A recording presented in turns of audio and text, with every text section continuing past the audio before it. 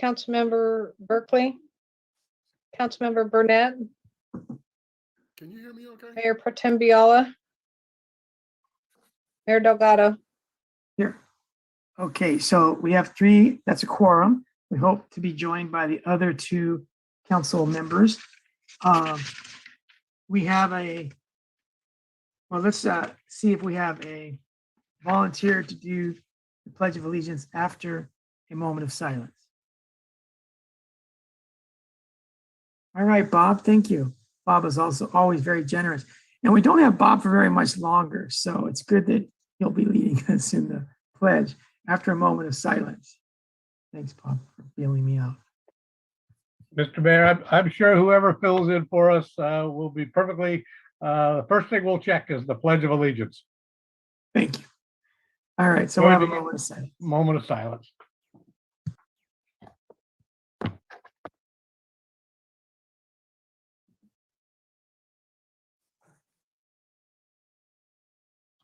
And if you'd now join me in the Pledge of Allegiance. I pledge allegiance to the flag of the United States of America and to the republic for which it stands, one nation, under God, indivisible, with liberty and justice for all. Thank you. Thank you, Bob. Okay, we're going to go to the airport first, and we have our airport manager, Jeff Greshrew, here with us, who's been working on this matter, and some members of the public who may or may not wish to speak. Jeff, would you like to take it away? And we're joined by Councilmember Lisa Berkeley. So welcome, Lisa. And Lane, you and Jeff want to handle this launch of this item? Yes, thank you, Mayor. So this is a continuation of this item from last week. This is a conditional use permit for Joby Aviation to one of their test aircraft. It's a location that they want to do some testing there.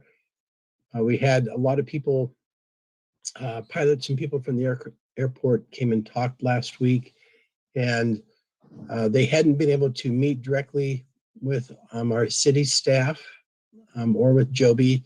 And so the council directed that we set up some meetings. We had a meeting last Thursday and also on Saturday. And council also directed that we also investigate with Joby some potential alternate site locations. And so Jeff Crusher, he's prepared to go over the discussions that was held at on Thursday and Saturday, and some potential outcomes of those discussions. And also Joby Aviation is prepared to have a little presentation and review some of the alternate sites and the challenges that they have with those sites. And so at this point, I'll turn it over to Jeff Crusher. Thank you, Lane. And Jeff, before you get started, I just want to note that Councilmember Christina Medina Dirksen has also joined us. So we have a full city council here. Thank you, Jeff. Excellent. So I think we've revised a little bit in terms of saving some time. We have one presentation. So we have a PowerPoint presentation for the council and the public tonight. So again, we're here at the council meeting to consider the use permit for Joby Aero to use some dedicated ramp space for flight testing activities. That is represented in a conditional airport use permit. And this is the update for this evening. Next slide, please. So a summary of the activity since the January 19th meeting. The 2 previously scheduled meetings that we actually announced by email on Martin Luther King Day. I sent out an email with the flyer. We held the 2 meetings at the Joby facility located at Hangar 524 or 761 Easton Road on Thursday, January 20th at 7 p.m. and another meeting on Saturday, January 22nd at 10 a.m. Both meetings were approximately 2.5 hours of discussion, some other lingering discussions after the formal presentation. Joby was able to share with us.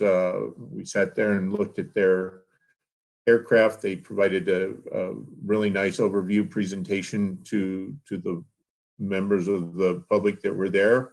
And even on Saturday, even invited us out to their ground control station. So approximately 15 people attended each meeting. Joby presented a plan for ground and flight test operations to be conducted here at Marina. Joby presented the data showing the typical frequency and duration of ground tests as compared to flight tests. Joby presented the information about an alternate ground test site on the southeast area of the airport, and such consideration might be able to happen if it were available and tests of longer durations were to be conducted in the future. However, the proposed tests are relatively infrequent, of very short duration, and Joby does not propose to use an alternate site at this time. From an airport perspective, we also don't recommend another site at this time. Joby held a meeting with another major airport user, reaching a consensus on procedures that will deconflict operations. That major user was Skydive Monterey Bay. That was a very positive and productive meeting. Joby received feedback from the airport users and has adopted the following. The airport services manager will host a monthly meeting between airport users and pilots to review, 1 second here, not seeing the edge of those things, to review operations, receive input, and resolve any conflicts. Joby's operations will be a standing agenda item on those meetings agenda. Joby's plan more clearly explain the limited duration of closures, the presence of safety personnel, and the willingness to provide timely passage to the airport users. The markings or delineation on taxiway lane A2, meaning south of the parallel taxiway, and the turn eastbound, if you were coming to receive fuel, you would be making a turn eastbound, will be refreshed by Joby. In other words, Joby and the airport will work to restripe the marking there and to provide better guidance to aircraft, which will allow taxi lane A2 to remain open during most flight test activities. The area around the Joby antenna that is needed for this activity in front of building 524 will be marked for no parking to help ensure that the antenna is clear of any obstruction and remains open during most tests. The airport services manager and Joby will explore ways in which information of the test area and associated markings can be viewed by visiting pilots, such as suggested by the pilots attending the meetings for flight, possibly in airport comments and possibly on an airport web page. Next slide, please.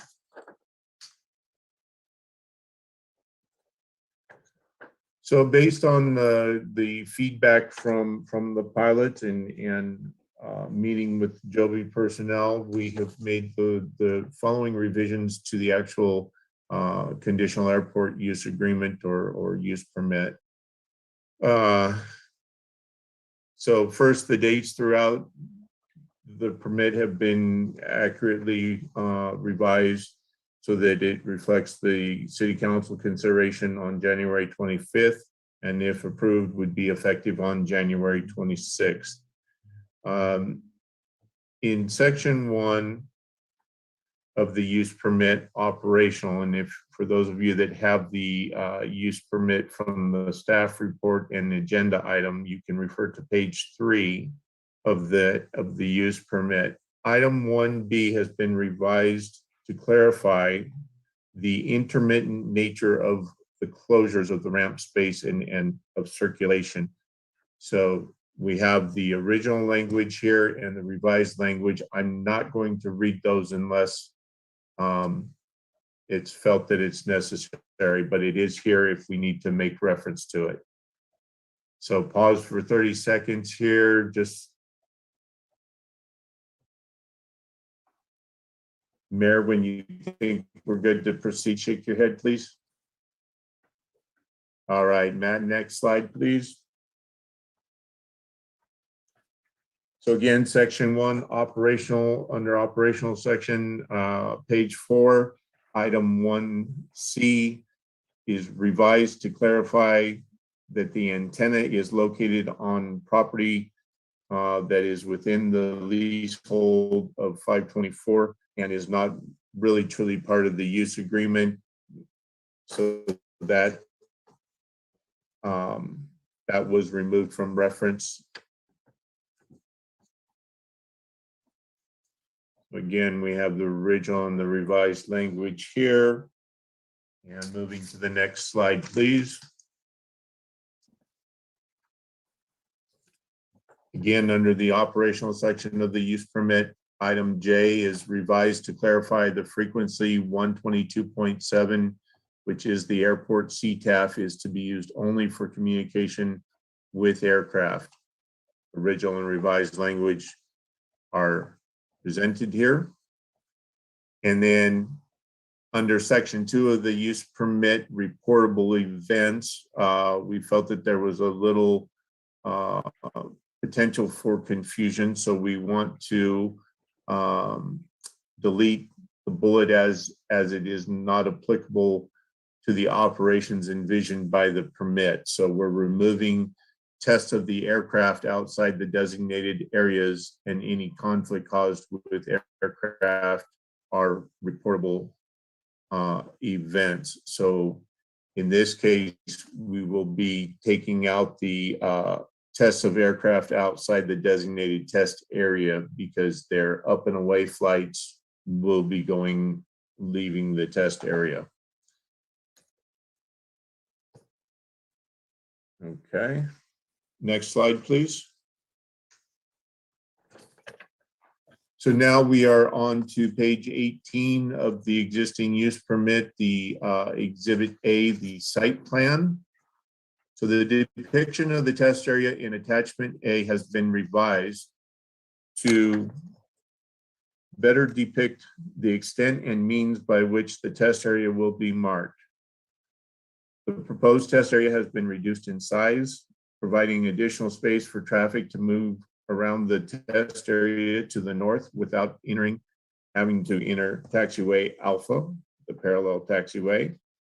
The proposed closure area has been modified to indicate that taxi lane A2, again, south of the parallel taxiway, and the area north of building 524 will remain open during most tests, but may be closed if dictated for safety reasons. And this results in a route from the west hangars to the restroom or the pilot's lounge being open for vehicle traffic and or even if we need to people traffic obviously for aircraft, they can use that lane without having to go out to the taxiway Alpha. Next slide, please. And in this slide, we presented the original site plan. And so on the right of the slide, you see the revised. So pointing out that we will be restriping the markings coming down taxiway A2, kind of in line with the GCS there, and then making the eastbound turn. And there is plenty of room to the north of the test area box there, between there and the taxiway Alpha for most aircraft to go there, and more importantly, I think for vehicles to still move around the test area. Next slide, please. So continuing the revisions to the use permit, Page 19 now, Exhibit B is the operational safety plan. So I'm going to quickly run through what we've changed here. General requirements and restrictions section, we added 2 new items. They're bulleted number 10 and 11. And we added the requirement for a safety observer in the test area who will be in communication with the test conductor. So the test conductor is the kind of the orchestrator of the flight test activities, and that person is located in the ground control station. So the safety observer would be looking for any potential safety conflicts going on, and that would be their sole focus. Added requirement for dust control measures when dictated by conditions. So we will mitigate any dust or take necessary dust control measures if it's prevalent. Procedures in the test operations within the test area. We have revised the item 2C to clarify the time when the test area markings would be in place and specified the means of the marking. We added a new item, number 2D, which added requirements for both closures to transit paths south of the test area, including specifying the means of closure, the requirement for a flagger at each end of the closure, and the time periods for closure. We also provided the requirement that it is incumbent upon Joby to minimize disruption to the airport users. We added item 2E. This added requirements for the closures to taxi lane A2, again, south of the parallel taxiway and in front of building 524, the same as that of item 2D, if it is necessary to close the area, which that refers back to instructions for placing barriers and requiring the safety flaggers. We revised item 3A to change the requirement to remove vehicles and equipment to building 524 to a more generic requirement to remove vehicles and equipment. So not all vehicles and equipment may be returned to 524. It may disperse to other locations that Joby has on the airfield. We revised item 3B, which removed the requirement to sweep after each test for a more generic FOD removal requirement. This is a requirement for Joby to remove any FOD, but they're welcome to accomplish that with manual push broom and pick up any items of FOD that might be remaining after active test activities.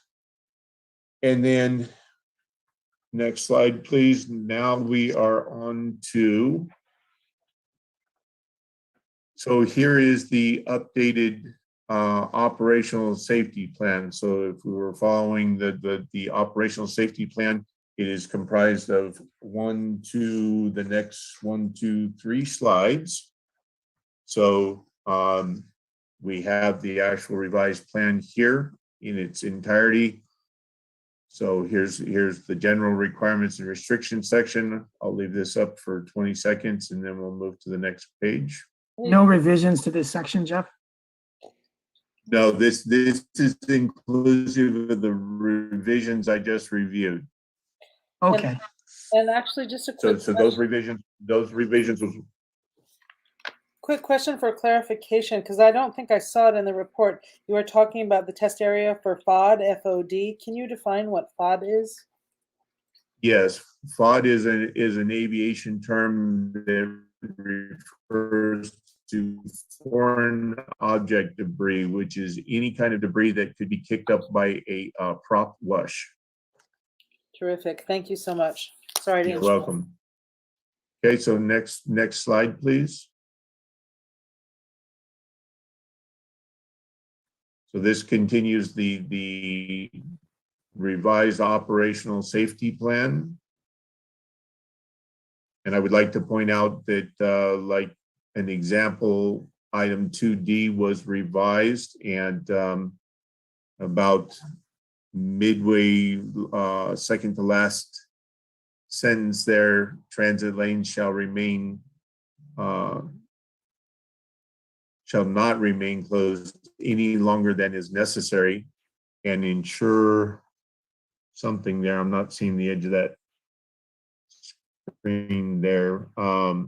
But it's that they would not be closed typically less than 5 minutes and are not to exceed 10 minutes. So, and it is incumbent on the permittee to minimize disruption to the flow of aircraft, vehicles, and pedestrians on the ramp while conducting testing.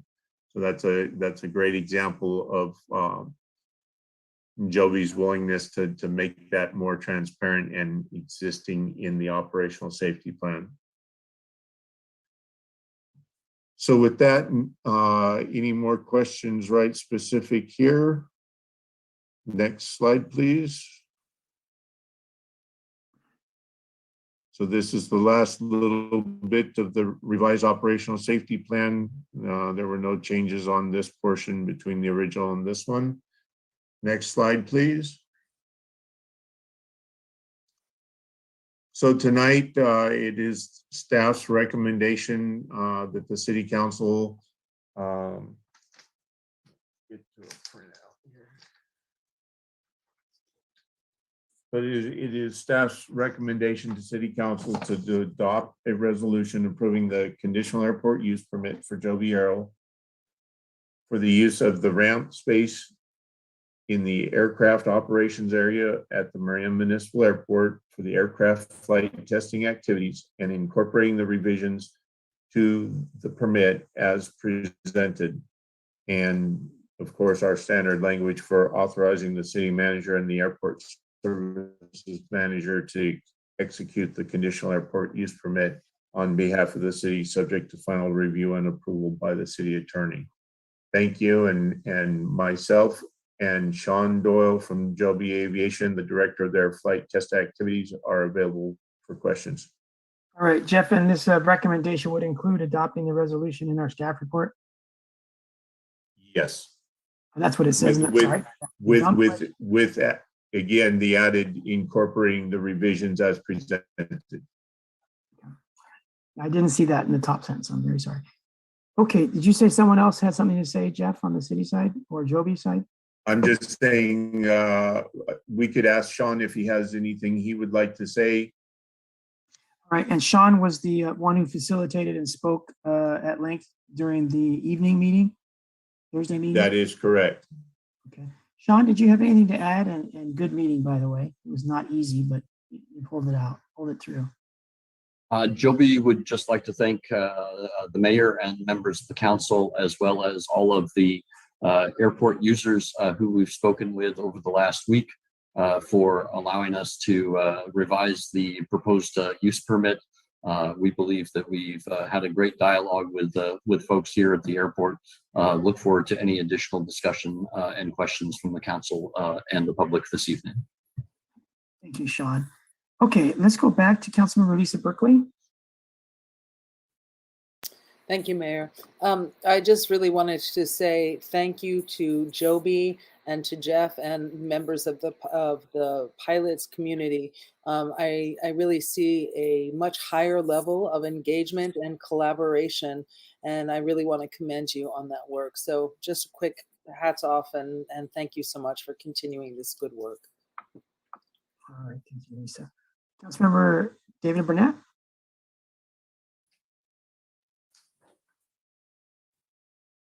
You're muted, David.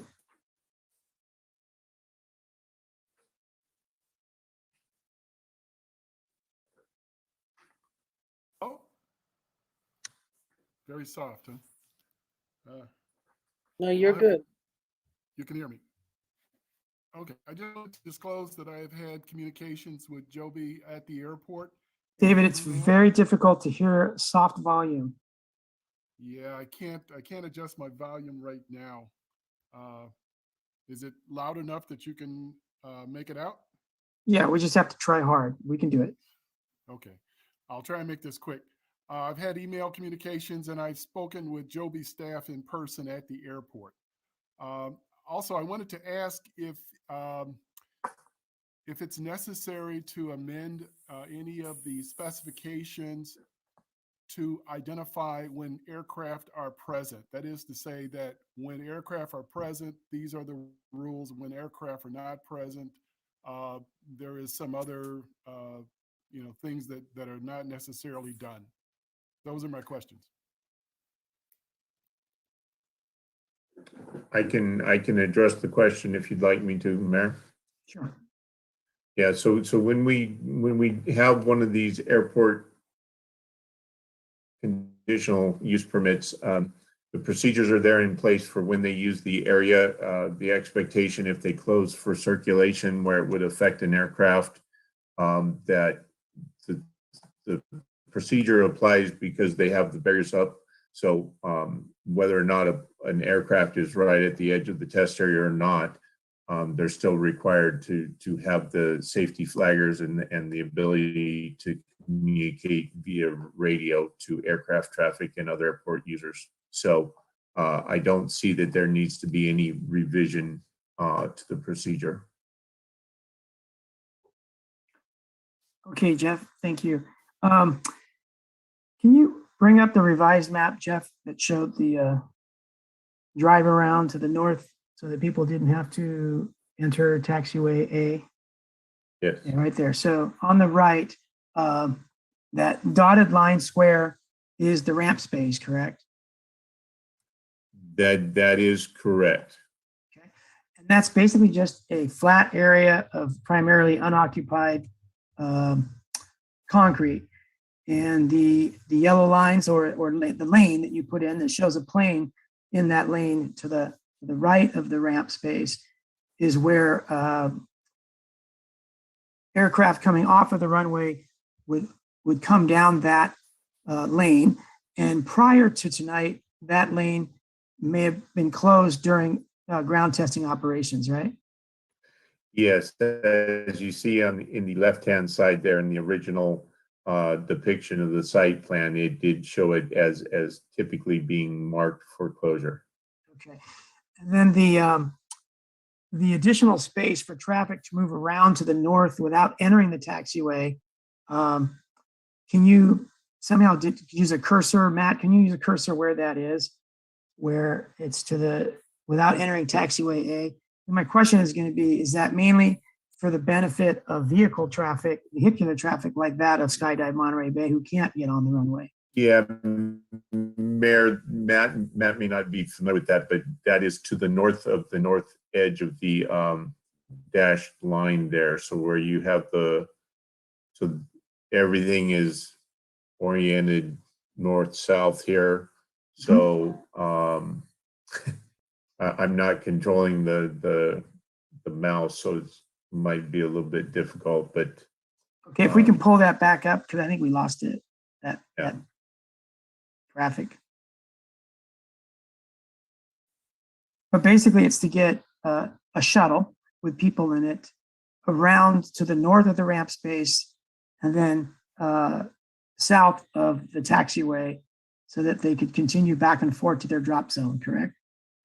Oh, it's not just only for the skydivers. It's for general circulation on the airport. So the airport right now has bathrooms that are located to the east of the proposed test area, as well as the pilot's lounge. So users that come from the west end, one of the concerns was to still be able to circulate around to the restrooms and the pilot's lounge.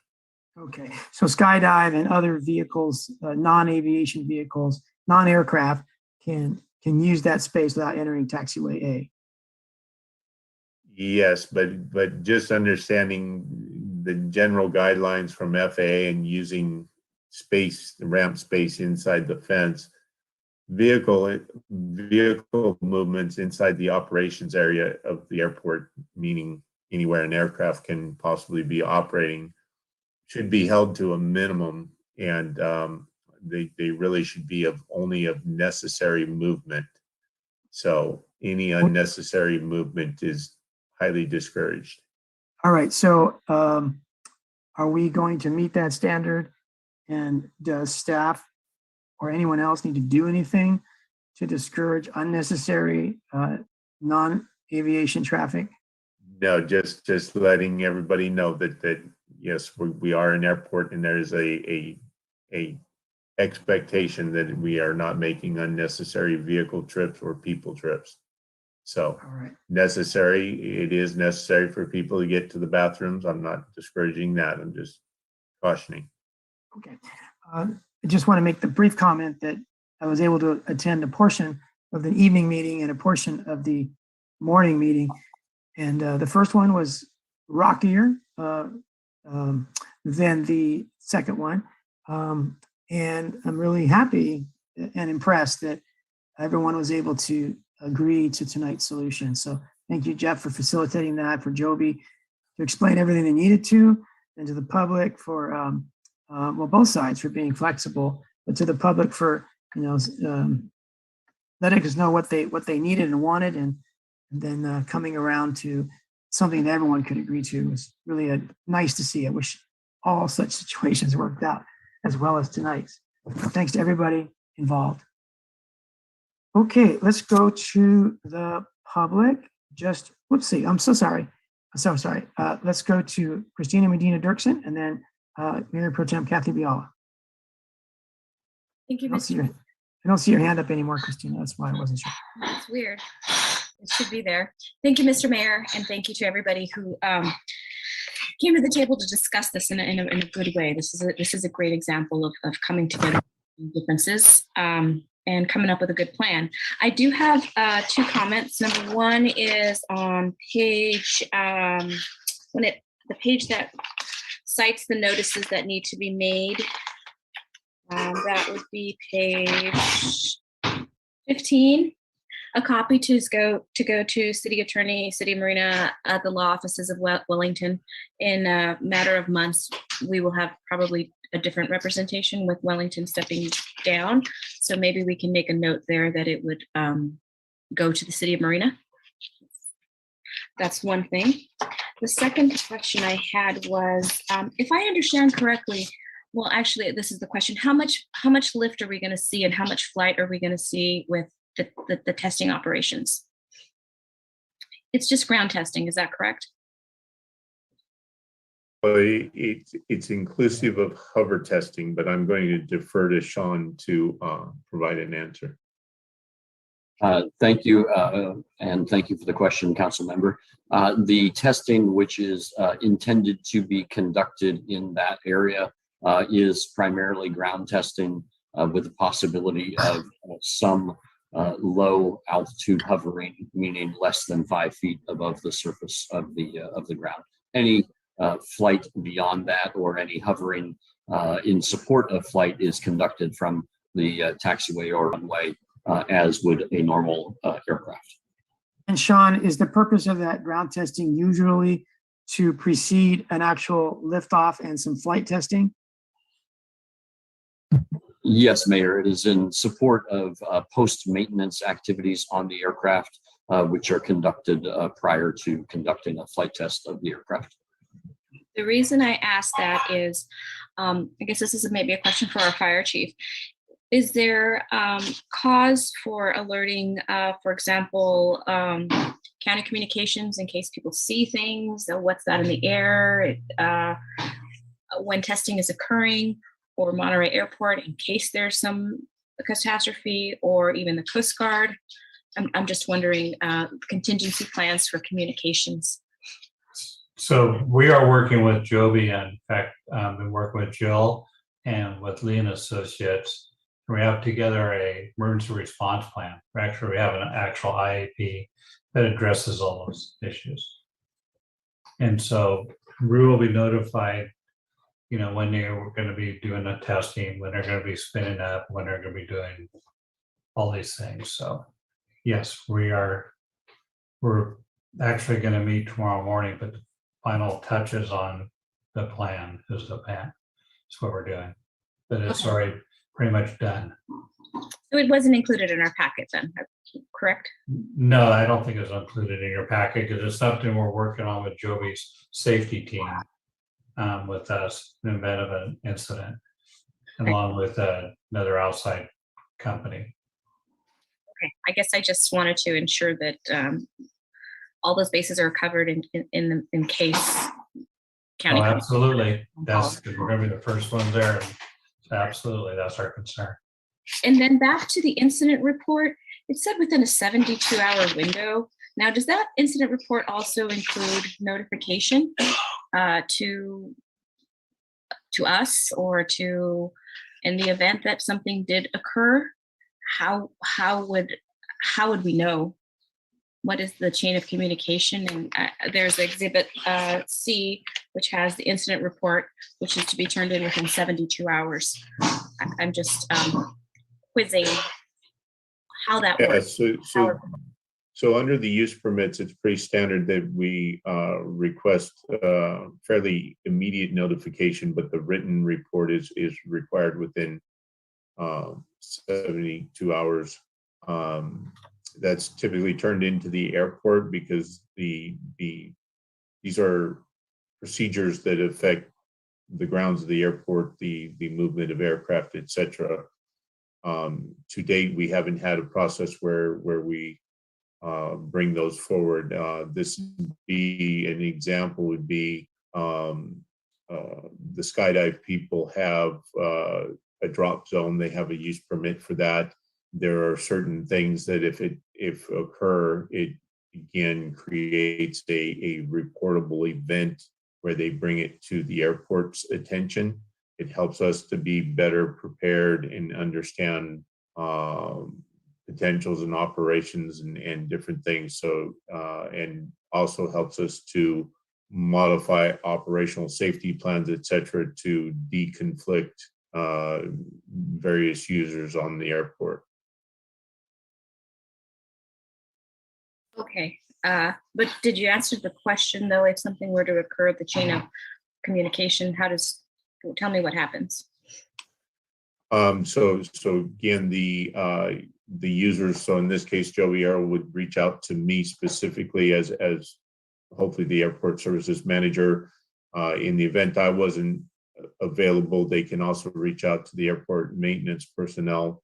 And again, these are typically just procedural issues for us to review and see if there's something we need to deal with to avoid happening in the future. So a change to a modification to the operational safety plan, et cetera. Okay, last one for Chief. I just wonder, is this training opportunities here? Have you had opportunity to sort of train? I know Joby's just sort of literally getting off the ground, but I just wonder, might this provide some scenarios? And do we have the means to provide the training?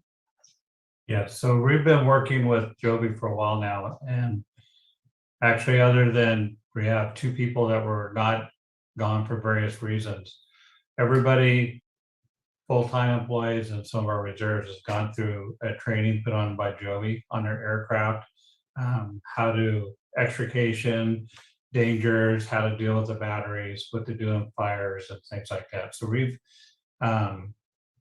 there's always more training to do, and we've been working with, like I say, with some of Joby's folks and with Lee and Associates on some of they started the training program back when they were over in Bonnie Dunes.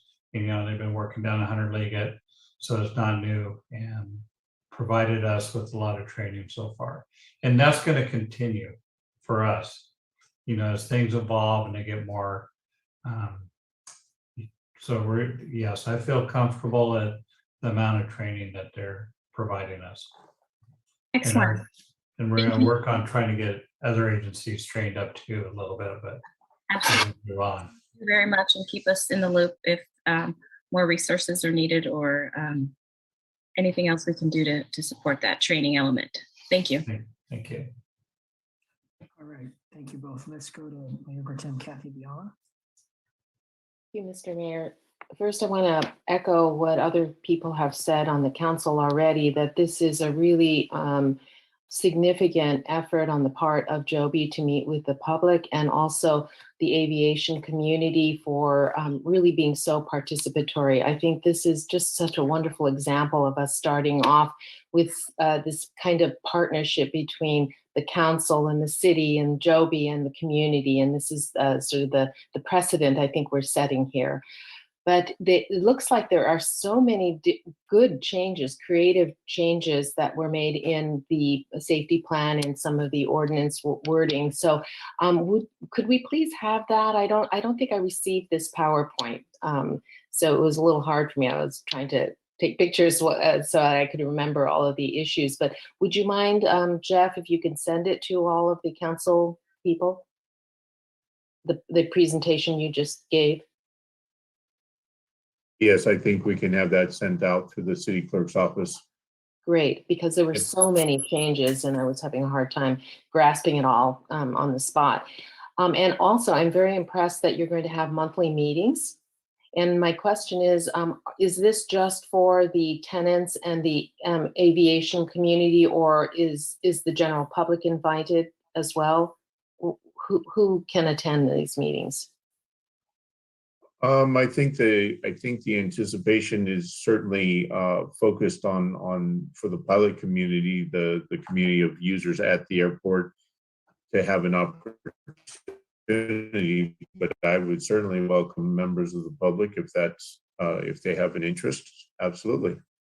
Great, because they might, as Councilwoman Christina Medina Dirksen was pointing out, maybe there is some concerns from people in the community if they see something, and that would be a nice way for them to come and share some of their concerns with you as well.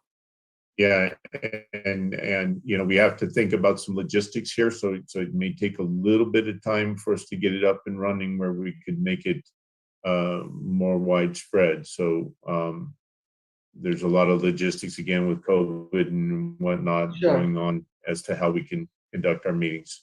Sure, but if we can just have a quick announcement, you know, that anyone who might have a, you know, a desire to attend one of the meetings, we would know how to get on. Yes, certainly we can announce it for council meetings as one of the announcements. I was also thinking we could probably post something on the city webpage about it as well. Great, because maybe some of us on the dais might want to attend occasionally too, to hear the latest news. So thank you very much. Okay, great. Lisa, did you have more input at this time? Yeah, actually, I'd like to make a motion that we adopt resolution 22 to be decided, approving a conditional airport use permit for Joby Aero Inc. for use of ramp space in the aircraft operations area of the Marina Municipal Airport for aircraft flight testing activities, and that we authorize the city manager as the airport manager and the airport service manager to execute the conditional airport use permit on behalf of the city, subject to final review and approval by the city attorney. I second. Seconded by Mayor Pro Tem Kathy Bial. And does that include the revisions, Jeff, that you wanted to include? And that we include the updated revisions per what was shared with us in the presentation of today, January 25th, 2022, item number 4A.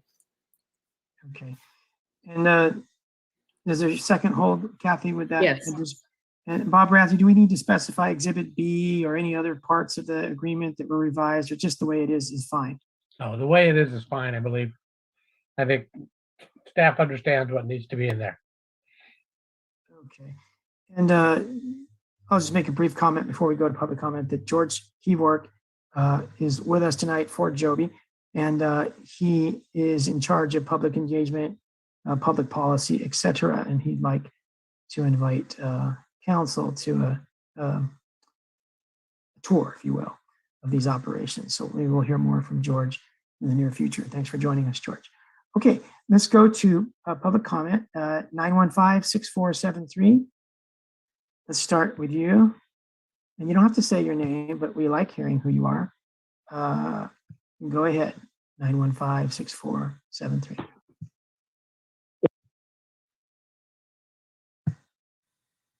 Try again.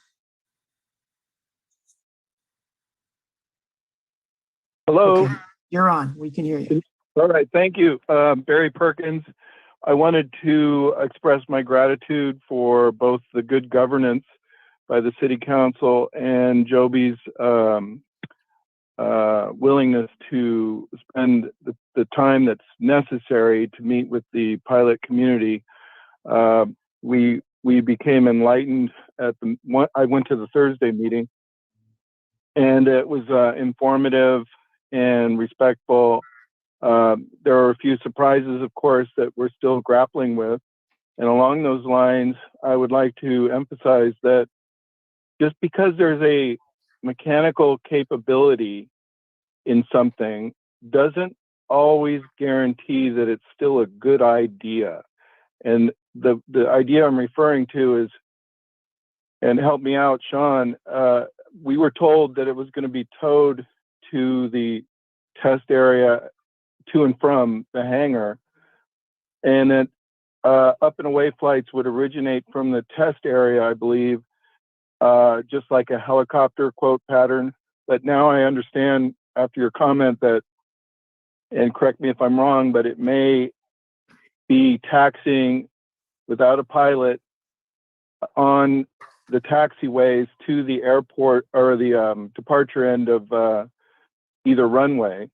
And so I just wanted to shed a little light on what that actually means, because we would have the only vehicle on the airport that's being moved on the ground without a pilot in command sitting inside the aircraft. So maybe you could just touch on that after public comment. But anyway, I'm grateful for the accommodation.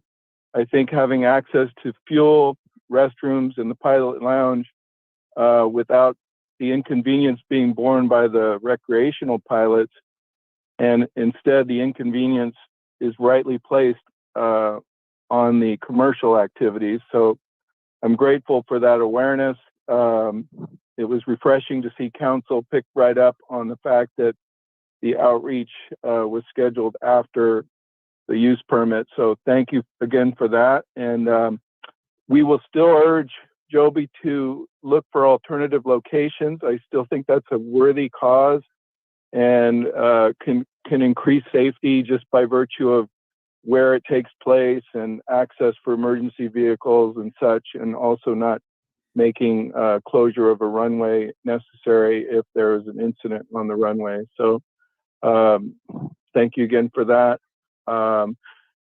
Also, I'll just echo it one last time, is that I personally feel that if it's that safe, one of the biggest deterrents from unsafe activities would be to have the pilot inside the aircraft for both up and away, hover, and I'm hoping you can get to that point very soon, so that we, as we're asked to share the skies with an unoccupied vehicle, we can have some comfort that that's going to change in the near future. So please be successful in that effort.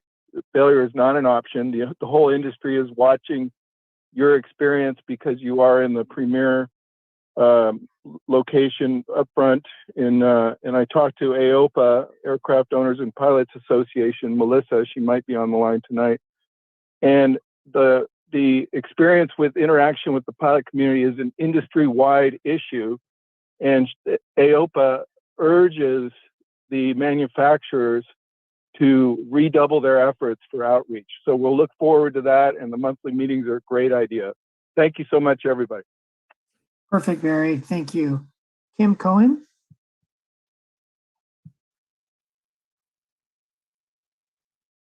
Hello, can you hear me? Yes, Kim. Good evening.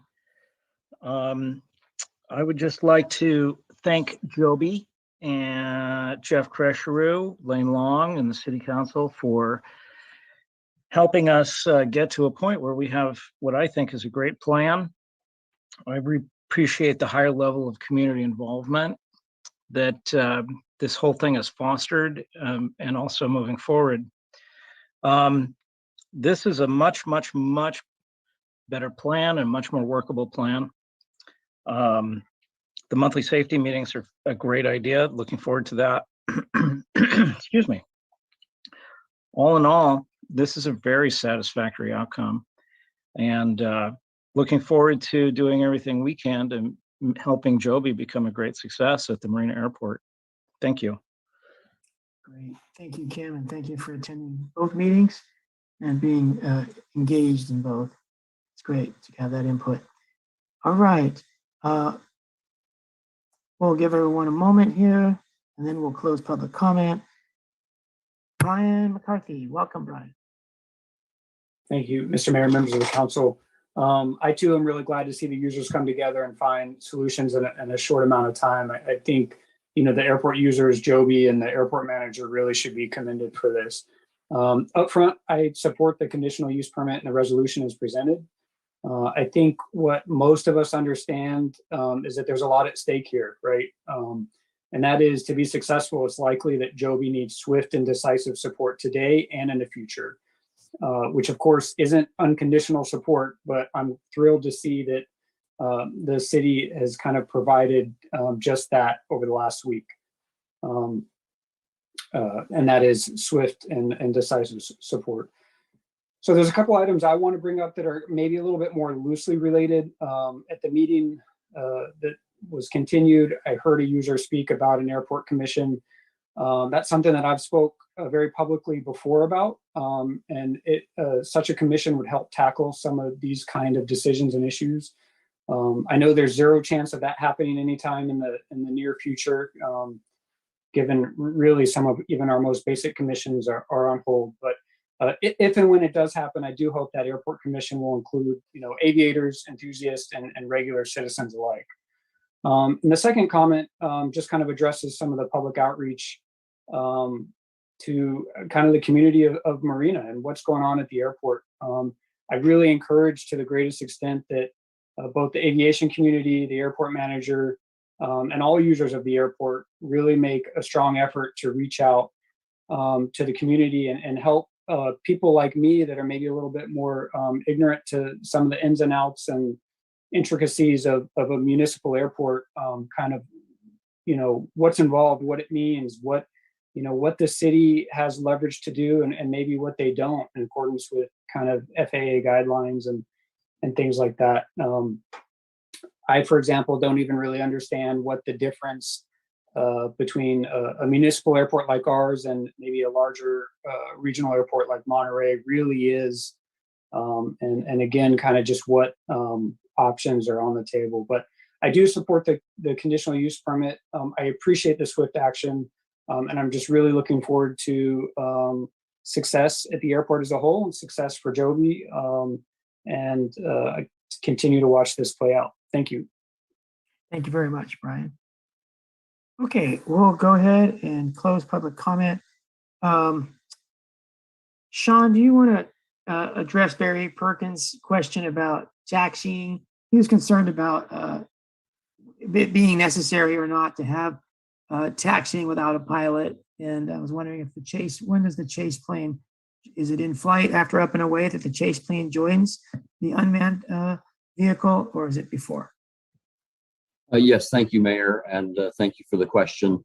Yes, I'm afraid we left a little confusion with the words there, but for normal operations, the aircraft will take off adjacent to the taxiway as a helicopter would, and then proceed onto the runway to depart from there. So we do not envision operations with an unmanned aircraft taxiing on the airport surface. That's not within the scope of the operations that we envision.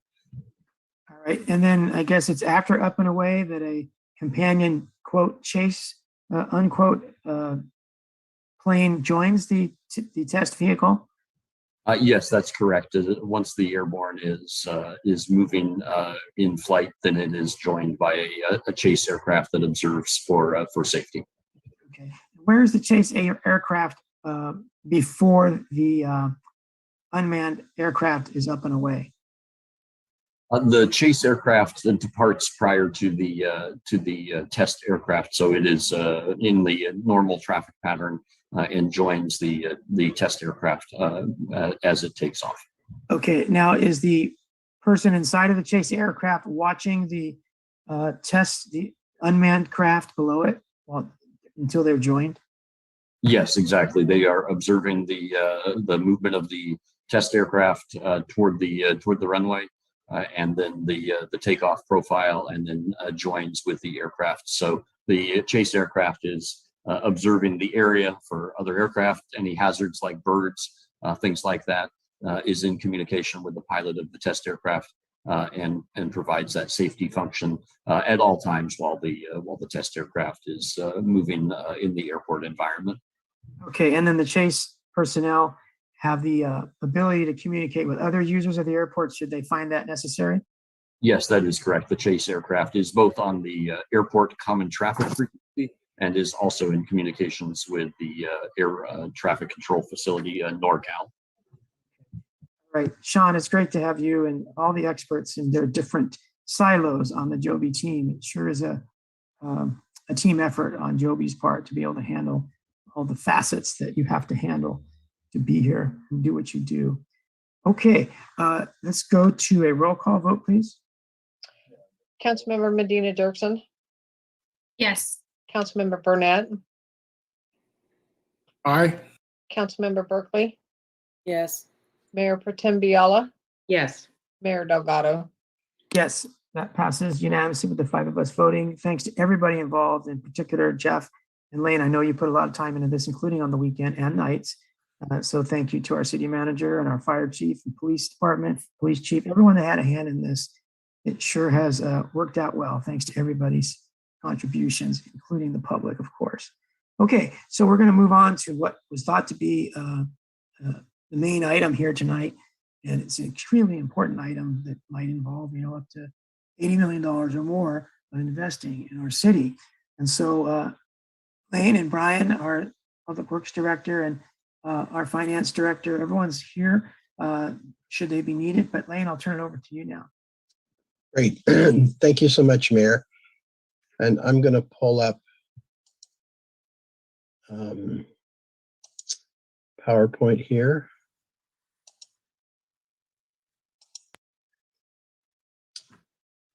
Enlarge is right.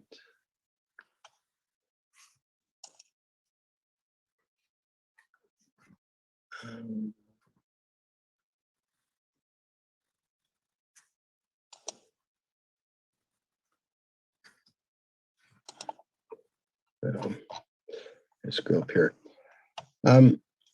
So tonight is really a continuation of our October City Council meeting when the council adopted the budget for fiscal years 21-22 and 22-23. And one of the things that we talked about was we had some critical major facilities that were not able to be funded in the budget. We also had some critical staffing needs that were not able to be funded in the budget. And so council directed us to come back and have a special presentation regarding these critical facilities. Now, in the packet, we also included this consolidated list of 107, 108 items that are on our work plan. That was at a request of City Council to include that in the packet. I think some people gotten confused that was going to be the primary item for discussion tonight, and that was just to be able to have in the packet to refer back to. But the purpose of this discussion tonight is to look at these critical needs and to talk with the community about options that we have to potentially fund them. Now, what we're going to focus on is street infrastructure, facilities, staffing, and vehicles, and it's really a fire ladder truck. And the first is our street infrastructure. Back when I got here in Marina in 2013, the city had never done a pavement management inventory. And so we did that within the next couple of years. And at that point in time, we were spending a couple $100,000 a year on our streets. Now, at that point, the city was about 40 years old, and the money that we'd put into the streets was if we had a repair that needed to be done, we would do it. We pulled some Abram B bond funds to put into street repairs, but the city never allocated any money to an ongoing street maintenance program. And so the downside is that 40 years later, many of our streets got in this condition where they were all just starting to fail. And that's when the council really got aggressively involved with this. And as a community, we passed Measure E and F and M&N, and those funds allowed us to start putting money into our street pavement program. And right now, annually, we're putting $2.6 million into that program. And so as the council has extensively looked at the program, you set a goal of we wanted to get all of our streets in a good condition. And we call that a pavement condition index of 70. Now, when a brand new street is put in, it has a PCI of 100. And a street that is really in poor failing condition really starts to get around 50 and below. And so that's the standard that our city council established. And with that standard, this bottom blue line shows with our $2.6 million that we currently invest in our roads, you can see that we are not going to improve the condition until at least 10 years out. And then you'll see we start to get to a PCI of 65, 66, but we never hit our established level. And so clearly our existing 2.6 million does not address the council's goals. And within that 2.6 million, we talk about, we have these 26 streets that really are in failing mode, and they all need to be reconstructed. And if we just continue on with the 2.6 million over 10, 20, 18 years, we may get to those streets, which is not that's just not a condition that any of us can live with.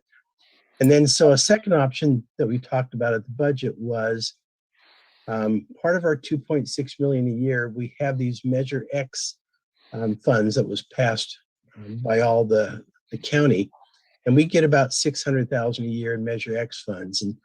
And we said, well, let's leverage those funds and get a bond. And right now we can get an $8.2 million bond with those funds.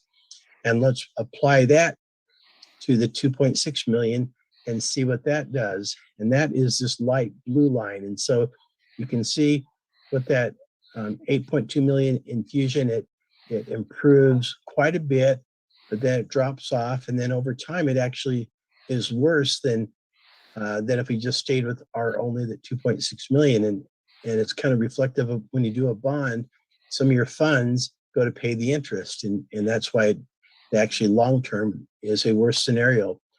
And under this scenario, we still don't address those 26 streets that are that really need to be reconstructed within a short period of time. And so the next option would be to do that bond and then fill the gap with general fund revenues. And so we've run some scenarios now, and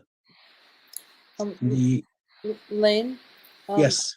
Sorry to interrupt you. So as council, we've received a copy of this presentation, and so I can't speak for others, but I'm able to look it through on my own. But I have to say, looking at it when it's part of the Zoom thing, that chart was very hard to read. So if the slideshow presentation could be put in like full screen view, there we go. That's terrific. Thank you, Matt. Matt is much better at that. Thanks, Matt. So if you can go to the next slide, please. And so the deficit that we're looking at right now is $3.4 million. And so if we can come up with $3.4 million, add that to the $8.2 million that we'll do for a bond, that's going to get us to this magic $11.6 million. And Matt, if you can go backwards, that will take us to that orange scenario, which is where we want to be. And we will be able to address in the next probably two years all those 26 streets that are in failure mode. And then it puts us on a long-term program where we're going to be able to get all of our streets in a good condition. And so we think we have a path forward with our streets. We just need $3.4 million. And our suggestion right now is to look at the ARPA funds that we received. We are able to use 100% of our ARPA funds for revenue replacement to the city. And we would suggest that that would be an available option that we have right now. One of the things I like about it, it's really equitable across the board to our residents, to the businesses. It's everyone in this throughout the whole city gets the benefit from that. So let me pause at that point and take questions from the city council.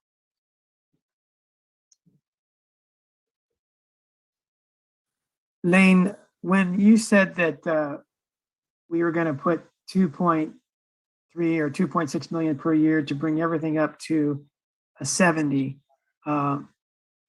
in what time frame was that expected to be finished? We would, if we get the approval for that. Before tonight's presentation, before the ARPA funds, when you started this presentation, you talked about the goal of 70, but there wasn't a time there. So the time would be, if we can spend the $11.6 million. No, that's not what I mean. Can we go back in this presentation to where you talked about it? It was one of the first 3 slides, I believe. There, right there. So that goal of all city streets should achieve a PCI by when? If the council approves us $11.6 million, as soon as we go out and bond for that, we will start rebuilding those streets as fast as we can. It will take 2 years to repair those 26 streets. So within 2 years, we should be up at that 70. Okay, so back in 2015, 2016, when we established that goal, at that time, were we talking about a 20-year plan? Yes, we were talking a 20-year plan. Okay. And the So problem. go ahead, sorry. Yeah, and the problem with that 20-year plan was we knew that we would have these large number of streets that would be in failure mode, even with that 20-year plan. Right, about 5% of our streets after 20 years would remain in a failed condition, correct? Approximately? Correct. So in 2015-16, when we started this process of wanting a goal of 70, it would take 20 years to get there. So let's call it 2036, but it would not include 5% of our streets, which actually be in worse condition than they are today because the 20-year plan didn't allocate any money to them. Correct. So contrast that with what you're proposed tonight. Is it true that it's a different program, that it's going to happen for the worst streets within a few years, and still we've got till 2035, maybe a little sooner when we hit the 70? Exactly. This takes us, you're absolutely right, from that 20-year program of hitting that 70 level, and we still wouldn't be there. And this allows us to get on that and within 2 years hit that target. Okay. Then my other question, then we'll turn over to Councilmember Burnett. We've had some complaints about some streets like White Circle or Edna, which are perhaps not on the 26 list, but they have major issues of whoop-de-doos, like paved asphalt, asphalt rises and swales, so that it's really funky to drive on them. So for those streets, and this is probably a Brian McMinn question, that aren't of the 26 failed streets, but have these unusual conditions that most of us would not like to have on the streets where we live, are those going to be fixed and brought up? Will those be addressed in this plan? Mayor, I'm not familiar with what's causing the undulations, if those were by design for drainage or if they're due to pavement condition and failure. So if they're for drainage, this is not a project to change the drainage flow, if that's what that was the Yeah, there's intent just there, streets but that this are would in be the bad program for. condition. Yeah, they just have unnecessary, no purpose for the undulations, but they're quite significant undulations that most of us aren't used to on our streets. So if there were streets with undulations that weren't supposed to be there because they didn't serve a function, would those be fixed? You know, it'll be the same like all of our resurfacing projects. There will be an inspection of the streets prior, and then if there's stuff that structurally shouldn't be there when it's resurfaced, then we'll address that with spot repairs and before we do the final surfacing. Okay, thank you, Brian. Let's go to Councilmember Burnett. Thank you, Mr. Mayor. I just want to congratulate the city manager on, I think, crystallizing a complex issue and showing some real imagination as to how to take us forward. Mr. Lane, has the city ever had a 70% pavement index? I highly doubt it. Maybe when the city was first incorporated, I probably doubt it. To tell you the truth. It's an amazing goal, and I think all the citizens of Marina, upon hearing that, could take some real solace in that. And the 3.4 million that Yes. you're asking for from the general fund. So how does the as yet to be announced infrastructure monies and the ARPA monies figure into that? So right now we have 2.7 million in ARPA funds. In June 2022, we'll get another 2.7 million, the remaining of our funds. So we'll have 5.4 total. The Treasury Department just came out with new regulations, and it gives us essentially the ability to use our full 5.4 million for anything the city wants. They put a threshold and they said, because of COVID, cities can use their money for up to $10 million for any revenue replacement they want, just due to COVID, and you don't have to specify anything. And since our 5.4 million is under that 10 million threshold, we can use that for anything the city council wants in the general fund. So I guess I understand, but for the benefit of the public, so we're not actually drawing down from our general fund. We're using funds that were allocated by ARPA and anticipated by infrastructure.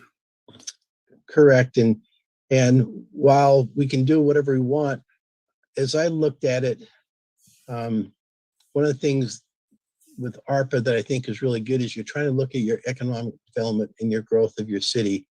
And I can't think of anything better to put your money into is infrastructure for both your businesses and your residential. And with this, we'll still have another $1.5 million left over that we still will be working with the council and the public to see how we want to reinvest that into our community. Okay, and then I guess this is for Brian. The prioritization or which streets come first, was that put up anywhere? It's based on our program that tracks the condition of all our streets, and we record all our maintenance against that program, and then it uses algorithms to project the deterioration of streets. And so you put budget scenarios into the program, and what the program will tell you is how to best spend that money to improve the overall condition, network condition of the street network itself. So it's telling you how best to spend that money to get to your goal. So does the network or does the algorithm factor in that this street, because it's business related as opposed to purely residential, has a greater potential for revenue return? Does it recognize anything other than condition? No, it doesn't. It doesn't project any revenue return, but it does look at streets based on classification, whether they're residential or collector or arterial. And so it applies different deterioration curves to those streets based on the level of traffic. But it doesn't predict revenue due to repairs. Okay. And so is there on our website a list of upcoming road repair projects so the public can track where we're going with this? Yes, and I can get the link. And would it be helpful if, I don't think we have the chat feature on here, but I'll have to get that URL and we can share it. Okay, those are my questions. Thank you.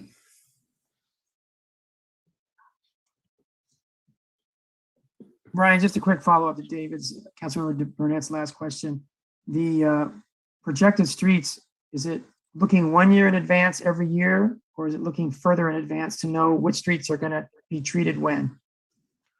For these scenarios we ran, we put 20 years worth of budget in there. And it will tell you if you run that, if you have that budget to put into it, what streets would come up in what years. Okay. The thing that we haven't had before is, we only budget, 2 years at a time. So, we're kind of assuming that we're going to have a certain budget out in the future. So that it really is dependent on, the community making those investments in that time frame. Okay, so the link that you're going to provide, in part because of David Burnett's suggestion, will that enable any street resident to see when their street is going to be treated, or only 1 or 2 years in advance? I would recommend that we maybe not go more than 3 years in advance if we go on a program like this, because as we get into it, the cost of different treatments change. We'll learn different ways of approaching it, and it's going to change slightly in I'm those fine with out that. I years. just want everyone's expectation to be the same. Now, you said 3 years, but right now, if they went on the website, would they find 1 year in advance? I believe we have the 1 year that we're working on. Yes. So the link you're going to provide, if you were to do it right now, would be for a 1 year forecast of which streets were going to be treated. But in the future, if you decide it's appropriate, you might be able to bump that to 3 years, but you wouldn't recommend any longer. No, I guess what I'm saying is if the council and the community wants to go in the direction of the large front loading option, I think we can probably generate a list of what that's going to look like in that first 2 to 3 years. Okay, great. Because that's going to be pretty substantial contracts that we're going to be working on, and we should have that information available. Thank you. Thank you, Councilmember Berkeley, for being patient. Sorry I jumped in there. No worries. Thank you. And my questions are along a similar line, which, as far as prioritizing the roads, and I was wondering if the algorithm is agile, meaning if it's setting a priority now as things change. For example, if we put in the Del Monte, I mean, how does this tie into like the Del Monte Exchange or the engine road work and such that will perhaps change traffic flows? Is that going to have an impact on how this the roads get prioritized? No, I don't. It's not that dynamic. Some of this, when it generates a list, we do have to look at it in light of projects that are coming up. And if we know a project's coming up on a certain street, we may change a priority so that there isn't a conflict. Something similar that happened on Reservation Road, where we did that one stretch from Salinas to Imgen Parkway, because we know that once Imgen Parkway widening project goes into construction, we're not going to be able to shut down that stretch of road for a length of time to do a project on it, because we have to have somewhere for the traffic to go. Okay, that most of my other questions have been answered. But I'd like to just echo Councilmember Burnett's comments about this is a really creative, good way to address a serious problem that we've had. And I'm very happy with this, with these goals and this strategy for getting our cities, our roads in good condition. So thank you very much for the work that's been done. Thank you, Lisa. Let's go to Councilmember Christina Medina Dirksen. Thank you, Mr. Mayor. Thank you, Lane, for this presentation. I just have a couple of questions. A comment first, just to say thank you to the taxpayers who passed the tax measures that we were able to start this project. We are a city that's about 45 years old. Is that right? Right. So we're approaching middle age. So we are experiencing some growing pains. So I think the time is right, most certainly, to address those streets before what happens when you get old. We all know. I think, council member, I would say some of those streets actually predate that because they were constructed by the county. So they're actually older. They're older than that. Okay.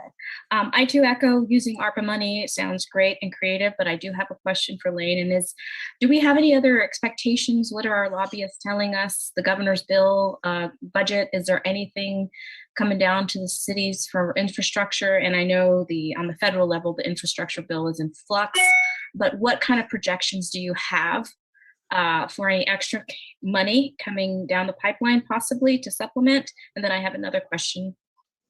But answer. Yeah, I'm not aware of any money that's coming from the state directly down to the cities in any of the new governor's bill. I am aware they have record surpluses. I think they're 30 some or 40 some billion. By the time they pay all their required obligations, they will end up with like 28 billion to send. So they haven't made any decisions on that, but there's certainly room, I think, for cities. And I know the League of Cities is lobbying on behalf of cities for infrastructure and things like that, but they have not made any decisions on where to allocate those funds. Nothing's been dedicated, right? Correct. What about, I mean, this is probably a pretty naive question, but what about property taxes? We've got a whole lot more houses coming online. They pay property taxes, and I know the allocations go to many different places. But do we see any of that coming back to our general fund? Yes, we'll cover that a little bit later on in the slide. But we are seeing good property tax increases. Those increases are what are funding our cost of living increases and things like that. But we absolutely are seeing property tax increases. One of the good and the bad associated with property tax increases is the dunes is probably our largest property tax increase, but they are in a redevelopment district. And so to get that dunes development here, almost all the property tax increase funnels back to the dunes and does not get back to the city. And so you see a lot of growth in the dunes, and that promenade is going to go in, but we aren't going to get any property tax increase from that for 20 plus years. That's the downside. That's unfortunate, but unfortunate. Last question is probably more a little public works meets public safety here. Do the ARPA funds, when we talk about streets, do we talk about traffic lights? Are we talking about which is going to go to the next conversation when we're talking about the needs of the fire department and public safety? My question is, would it cover, for example, lights that may very well move traffic along quicker? Whether they can turn all the lights green so public safety can get through the intersection quicker, technologies that may very well help with the traffic pattern. So maybe I'm jumping ahead, but my question is, would the maintenance of streets also include the infrastructure for the lights? No, it is strictly just for the pavement. And it's not including any lighting or that infrastructure. That would be a separate project. Okay. Okay, just thinking ahead for the next conversation having to do with public safety needs and how we can support them better. Thank you. Those are my questions. I have the Okay. web page to share if you would like for the street and road maintenance. Sure. Let me do a quick share screen here and see Then if we'll I go can. to Councilmember Kathy Bialas for her comments or questions. Okay, so this is the web page where all the information on the various different projects are located, and we update that as new projects are going out to bid and to construction. So it's the cityofmarina.org /142/street-maintenance, and that'll bring you to our street maintenance webpage anytime you want to find information about what's going on. And then Brian, you could also go, if you don't remember that, you could just go the intuitive path of City Hall, departments, Public Works Department, street maintenance. Yeah, and they'll have, all of the public works pages will have the street maintenance in the banner on the side here, so you can link to it from the public works pages. Great, thank you, Brian. Kathy? Thank you, Mr. Mayor. Just quickly, Brian, you will post that map that we saw last time? Is that on that website? Okay, It's on that website. great, and probably more legible than the hard copy. Okay, so Lane, can you just summarize again for me, because there's so many numbers being thrown out here. Could you just tell me on the street surfacing what our total needs are, what ARPA you expect to use, what measure X will come out of it, and what remains for bonds? So we need 11.6 million Okay, total to put into our streets. okay, Out of that 11.6 million, 8.2 million is going to come from leveraging our Measure X funds to get that $8.2 million bond. So our bond counsel tells us that if we leverage all of our Measure X right now, we can get 8.2. And so that leaves us a shortfall of 3.4 million. And that's what we're proposing to take from our ARPA 5.4 million. okay. So on this one, we don't need any bond. Correct. No bonding. Well, we will bond, but we'll be using our existing funding source for that. Okay, great. Wonderful. Okay, thank you so much. Okay. All right, thanks, Mayor. everybody. So as far as public comment, should we wait until we're done with the rest of your report, or should we ask for public comment on the streets here, and then on the staff, and then on the facilities? Probably wait to the end. Otherwise, we'll have comments from public, 4 minutes for everything, and the public commenting 20 or 30 minutes. Okay. So I Then think please probably wait till proceed. the end. All right, Lane, can you please continue?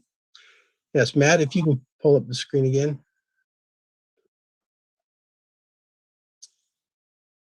Okay, the next screen. So what we've identified here are what we're calling critical city facilities. The first one is a new really headquarter fire station. Our existing fire station here at Palm Avenue, it services fine, but we have some problems with the location. As we talked about in the staff report, when it was originally located, that was kind of the center part of the city, but we are growing out to the south and we're growing out to the north. And the north hasn't grown out yet, but when Marina Station gets in, we will definitely have a need for a fire station to be relocated closer to that area. And so our station on Palm Avenue will go away, and it has a lot of, it's too small, just like on the police end. And a huge problem with it is we can't house a ladder truck, which is it's becoming a critical need for our community as we build higher 2- and 3-story buildings, as we're getting more hotels and the Dunes and Sea Haven development. Those homes are so packed, so tight, that to adequately respond, our fire department really needs a ladder truck. And so we need to build a new station just for the ladder truck alone, but the new station really needs to be built on the southern end of the city. And so, Matt, if you can go to the next slide, and we'll kind of talk about why it needs to go there. So this is our existing configuration of our fire response. And as I mentioned in the staff report, we have a goal of 5 minutes and 2 seconds from when the call comes in, goes through dispatch, our firefighters get their turnouts on, and then once they're driving to the location, then they want a 4-minute response time.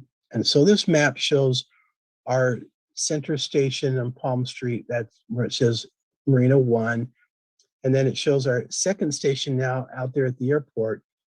And so that yellow is the areas that we can respond to within 4 minutes.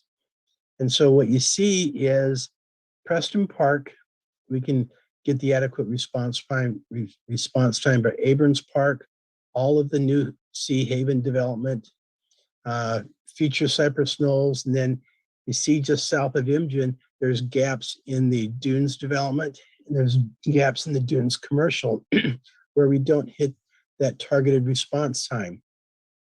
Now the blue down there is from where it says Ord 61, that is the Presidio of Monterey station.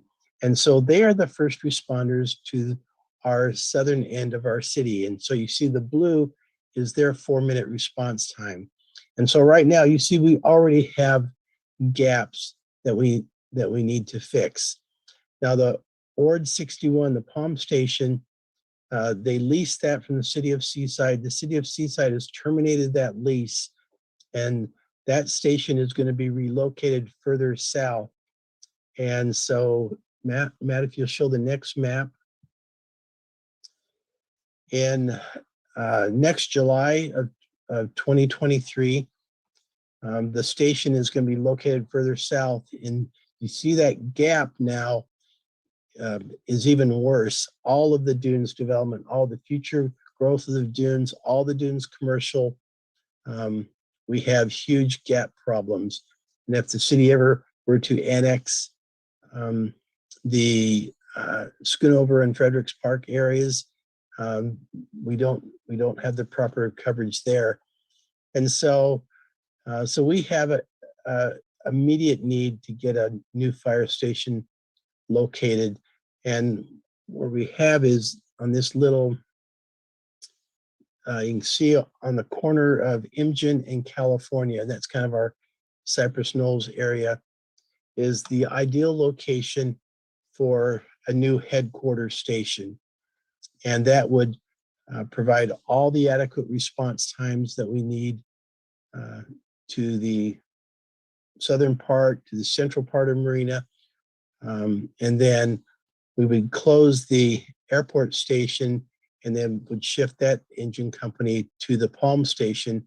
And then we would continue to use that until we would build the North Station. At that point, you close the Palm Station and our second engine company is on the northern end. And so that's the short and long-term plan, but we really have a critical immediate need for that fire station. So Matt, if you can go back to the numbers. So 2 slides back, please. So that the cost of a station there at California and Imgen is estimated by our architects to be $17 million. You know, I kept on trying to hope every scenario that it would be smaller, and maybe it could be a little bit smaller, but this is what the architects tell us right now. And we don't have $17 million to build that. Most cities, as I mentioned in the staff report, you can never save up enough money for your city facilities, and you're usually almost always going out for a bond to build your city facilities. That just is normal and typical, and it's just a matter of when you get to that point that you really have to do that. So that fire station is critical to the whole city, especially critical to the gap areas in Sea Haven and the Dunes that will not have that adequate fire and and first response medical coverage. And Chief McCown can go into far more detail of why that 4-minute response time is critical. Right now, as I mentioned in the staff report, the goal should be 5 minutes and 20 seconds. We're at 8 minutes. And partially that is because of the gaps that we have here. So that the next facility that is critical, we have listed as a police station, a council chambers, and the city hall. We could combine all these into one facility, and that would include community development, public works. So everything would be combined in one facility. These facilities were never meant to be lived in even past a couple years. And here we are 45 years into the city. It's still trailers. And if anyone has been inside, the electrical, the plumbing, the restrooms, the heating, they're just not good environments yet to work in. And with COVID and increasing staff, they just aren't sufficient any longer. As we talked about at the budget, we have immediate needs of probably $7 million just for City Hall alone, probably additional $2 million for the police. If we don't do anything with building new facilities, we need to come up with $9 million just to keep these buildings so people can continue to work in them. And so if we do nothing, we'll have to find $9 million and put that into a building, and it's still a 45-year-old building that we're going to have to replace in the future. And I just don't think it's a good idea to pump in $9 million into a 45-year-old structure that is triple wide trailers. And so all the city's plans have always talked about the need to build a civic center.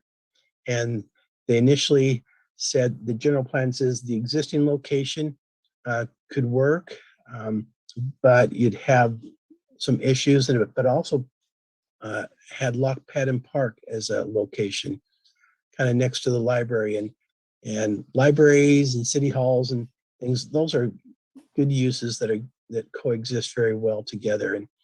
And so the thought is to look at going on a program to build a new city hall, council chambers, and police station. And again, the police station has far outgrown its use. We do not have any ability and room in there for future growth. We don't have the ability to meet their current needs. But a facility like that is $35 million. And so that is not cheap. Then the other project that I threw on here is the ladder truck. We really need to move forward with the ladder truck. And if we're looking at bonding options or ballot measures, I would recommend that we also put this ladder truck on there. And so that when the new station is built and ready, that we'll also have a ladder truck ready at that point in time. But this total is $53 million. And we obviously, you're going to have to do a bond measure to fund this. And typically, the way that cities pay for facilities like this is a general obligation bond. So Matt, if you can go to the next slide. Next slide. Yeah, that one's good. So these are other facilities that we talked about at the budget time that we would have, that we'd love to build. These are certainly quality of life. And I don't put them at the critical level as the fire station and the city hall and police station, but they certainly are important. So we know that at some point we will need a new fire station on the north end of the city. We've already talked about the aquatic center. Initially estimates were 8 million. Now we think we're closer to 10 million. The Arts Village is 5 million.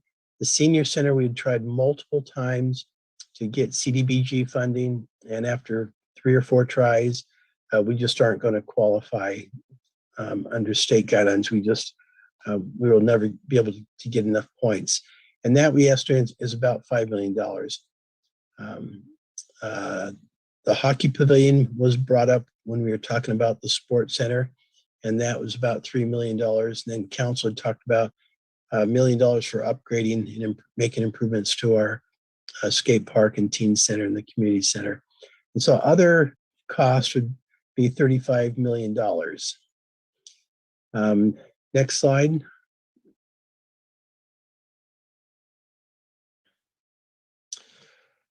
Or actually, let me stop there and see if you have questions about these city facilities, I guess, first. All right, Lane, the ladder truck that would go to the south station near Imgen in California, That's correct. that's where it would be stored. Okay, and then East Garrison Fire Station, I've heard it cost around 7 million. Why the difference between that and 17 million? Now, I think East Garrison was 17 million or more. Doug, you know what East Garrison was, right? Yeah, I'm trying to remember what they actually cost. And I'd have to reach out to Chief Sargenti. Yeah. It was over $7 million, but they did able to do a lot of the work, soft costs themselves. Right. But we've talked to multiple architects to get to that price. So I think that the price that we're giving you is an all-in price. I don't know if the East Garrison was all-in price because it included a lot of site work and a lot of other things. I think they worked out with the developer. Okay. It would be good. It'd be good to be able to answer that question when the public asks. We'll definitely follow up on that. All right. The Civic Center, could that include, when you build the Civic Center, could that include for additional cost, the North Fire Station? Yes. Because you were talking on the staff report of the North Fire Station being in the Vince DiMaggio Park vicinity, which is where the Civic Center is being planned to be by the library, same vicinity. Yes, we could do that if we wanted to. Yeah. And if we had the ability to do that, and the funding to do that, yes, we could definitely do that. Okay, same question for the community center. Yes, we would have to decide, do we want to keep the community center here in this location? And if so, we definitely need to allocate some funds to improve it, or do we want to relocate it to another location? Okay. And the senior center, could the senior center be at the Civic Center as part of the Civic Center? Yes, definitely could. And lastly, we've never had a youth center. We have talked about a senior center. We have a teen center, but for children under 12, we don't have a youth center. It just kind of is a basketball court that they play on, and we call it a youth center. So could the Civic Center include a youth center? Yeah, it just starts to get up. How much of that park space do we want to use? Yeah, so I know that there's that consideration plus the one you just mentioned, that you want to keep it at the central marina rather than move it to the north. But I'm just curious about whether it could be, because we were talking about a civic center. Do you think that calling this a civic center that includes X, Y, and Z is better than calling it a city hall / police station / I think it was a community center you said. But anyway, calling it a civic center, do you think that's better, or calling it city hall is better with the other facilities connected to it? Yeah, I'm not sure if one's better or not, but definitely a civic center. I think for a city our size, when you could collate facilities together as close together, I think there is some definite synergy. So if you have a senior center, they can use the library facilities, youth center, they're close to park, and there are definitely advantages of a civic center where you try to locate as much of your civic uses as possible.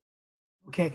Why has the youth center not been considered the same level as senior center and teen center upgrades? I haven't really heard a whole lot of talking about the youth center. It's not really on any of our programs. And I know that the sports center, when we get that facility rehabbed, it will serve a whole broad range of children and families and the younger kids, but we really haven't focused on a youth center that I'm aware of. Okay. And then my last question is, the council at the last budget meeting directed that we hire a landscape architect arborist. Why isn't that on this list? Is it because we already have funding for it? Right. Okay. We have a whole funding list in the budget that we just aren't going into tonight. Right. Of course not. Okay. Kind of a silly question. I shouldn't have asked it, but there it was. Okay. So let's go to Councilmember Christina Medina Dirksen and then Mayor Pro Tem Kathy Biala. And Matt Morrison. Oh, I'm sorry. Yeah, that's right. Go ahead, Christina. Thank you very much. Thank you for the comprehensive list. I know that there's more that we need. But one of the questions I had that's kind of glaring at me is when we talk about the needs of some of the facilities and our fire department, can you explain to me, City Manager Lane Long, we are seeing hotels and multi-story units that are going up. Can you explain if there's any fees in place that we collect for those purposes, specifically dedicated to our public safety? Yes, no, and why not? So let me start there. We have impact fees that we're able to collect for public safety. So we do have a public safety impact fee, but because the fee can't charge for replacing your existing facility, it can only be used for building new facilities. And so we've only collected about, I think, 700,000 is the balance of that fee. We do not have a special fire district type fee that some agencies put in place for equipment. We don't have that. Well, that is one way some jurisdictions have dedicated funding. Some things that have happened, and the ask is going to be of our community. Some things that have often happened is we're pledged to support one thing, and then it goes into the general fund. Is that correct? I mean, what kind of safeguards might we have for a bond measure to exactly do what we say it's going to do? Are we proposing an oversight committee or anything like that? As we move forward in this conversation, I think we have to really address the public ask. But tell me your thoughts on why we don't have a dedicated public safety or dedicated. Is it just we've never talked about it? Yeah, we've never talked. We've never talked about it. We have with the Marina Station agreement, and that they have just kind of gone silent for the last couple months. But one of the things that we have in that draft agreement is a requirement for them to pay up to almost $1 million a year to fund the operational cost of a second fire station. So in our new agreements going forward, we are definitely looking at tools like that for the new growth to pay for the demand for those facilities. And for the public to know, is there any other way that we can fund these unfunded liabilities? Maybe some jurisdictions have a tax on soda or, a tax on bread or just some very basic things. Tell me, is that even possible? We have our sales tax is at the maximum that the state of California will allow us. And so we can't do anything more there. The property tax is set by state law. We can do a general obligation bond, and that is how you can, and that pays for capital facilities. And that's a tool that the state of California has given us. Another tool that California has given us is the transient occupancy tax, or what we call the hotel tax. A lot of communities are at 10% around here. We're at 14%. We're at the highest rate, and so we have raised that to the maximum. We charge a business license tax that the largest part of that right now is coming from the new homes that are built. And so recently we have adopted policies to help with some of those issues like that. The one tool we'll talk with it later on, is the utility user tax. That's a tool the state has given us that we used to have that we no longer have. Understandable. Thank you for breaking it down. I just wonder, as we discuss this further, a bond measure, again, my concerns is it's a big ask. People have to have confidence in it. And secondly, might it be possible to have a two-tiered system for maybe those who've been in their homes for, 30 or 20 years, 30 years, or something when we speak to those on fixed incomes? I worry that it's one more thing, the Liz Billingsley of the world have to tack on to their property tax bill.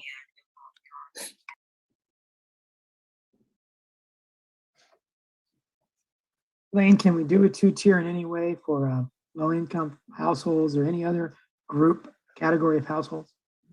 Yes, like the last time we talked utility user tax, we put a tier for those households that qualify for PG&E's Lifeline or similar programs. And so those are very easy to implement. And so if you qualify for it, you would be exempt from paying utility user tax. And so we have the ability, council has the ability to do some things like that.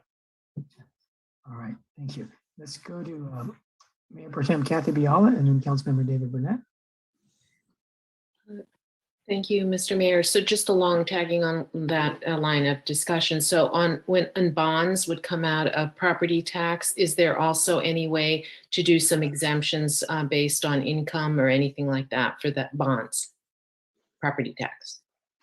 I don't think that's an option on property tax. Okay, but you'll find out Yeah, definitively. I'll double check. Do you think our finance director, Juan, has any ideas? No, we'll have to check with our bond counsel on that. Okay, and could we have a copy of the presentation too? Because unless I missed it in my email, that's kind of, again, sort of new information. And before coming to this meeting, I was really looking at what was in the staff presentation, and I was kind of getting excited because for 36.5 million, we could have a new fire station at 15 million, a police and city hall at 20 million, and a ladder at 1.5. The only thing that has stayed the same is the ladder truck at 1.5. And so now we went from my calculations of 36.5 to now 53.5. And even the bond schedule that you went up to 50 million isn't going to even cover sort of three basics. And so, that's a big change. And do you have an idea of why it's gotten that much more? Well, that is a number that comes from Jeff Katz Architecture. They're probably the major firm that builds fire stations, police stations, city halls across the state of California. And so they've looked at our size and calculated this is the needs analysis, or this is the square footage that they think we need. And then they said, this is the dollar amount per square foot that it will cost. And so we're looking at our building official cost. And then this is thrown in the actual architecture firm that builds this. And these are their numbers. Okay.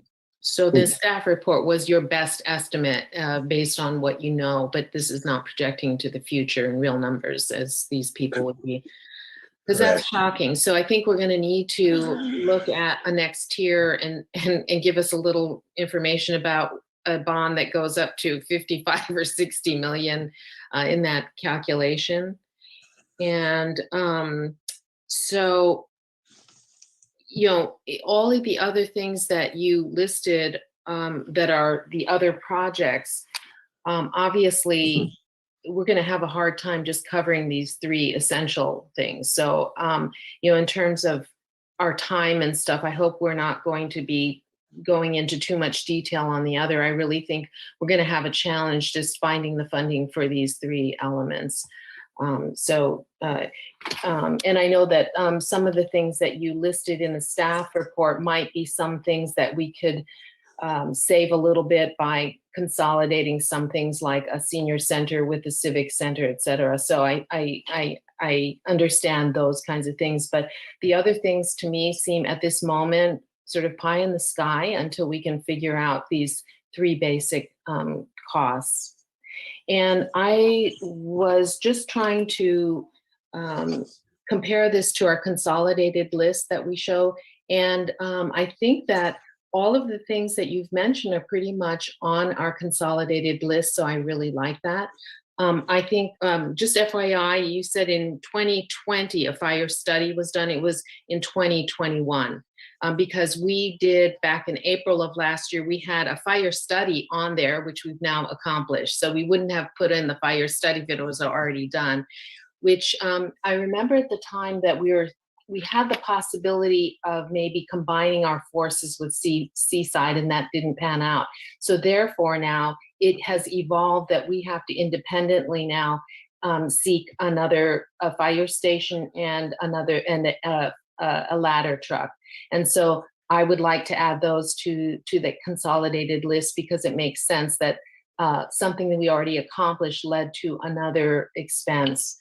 But I was really happy to see that our consolidated list really has all of the things that you've covered in this document so far. So, that's good. And I would like to see that added as new project as well as new police station, because those were not in the previous list.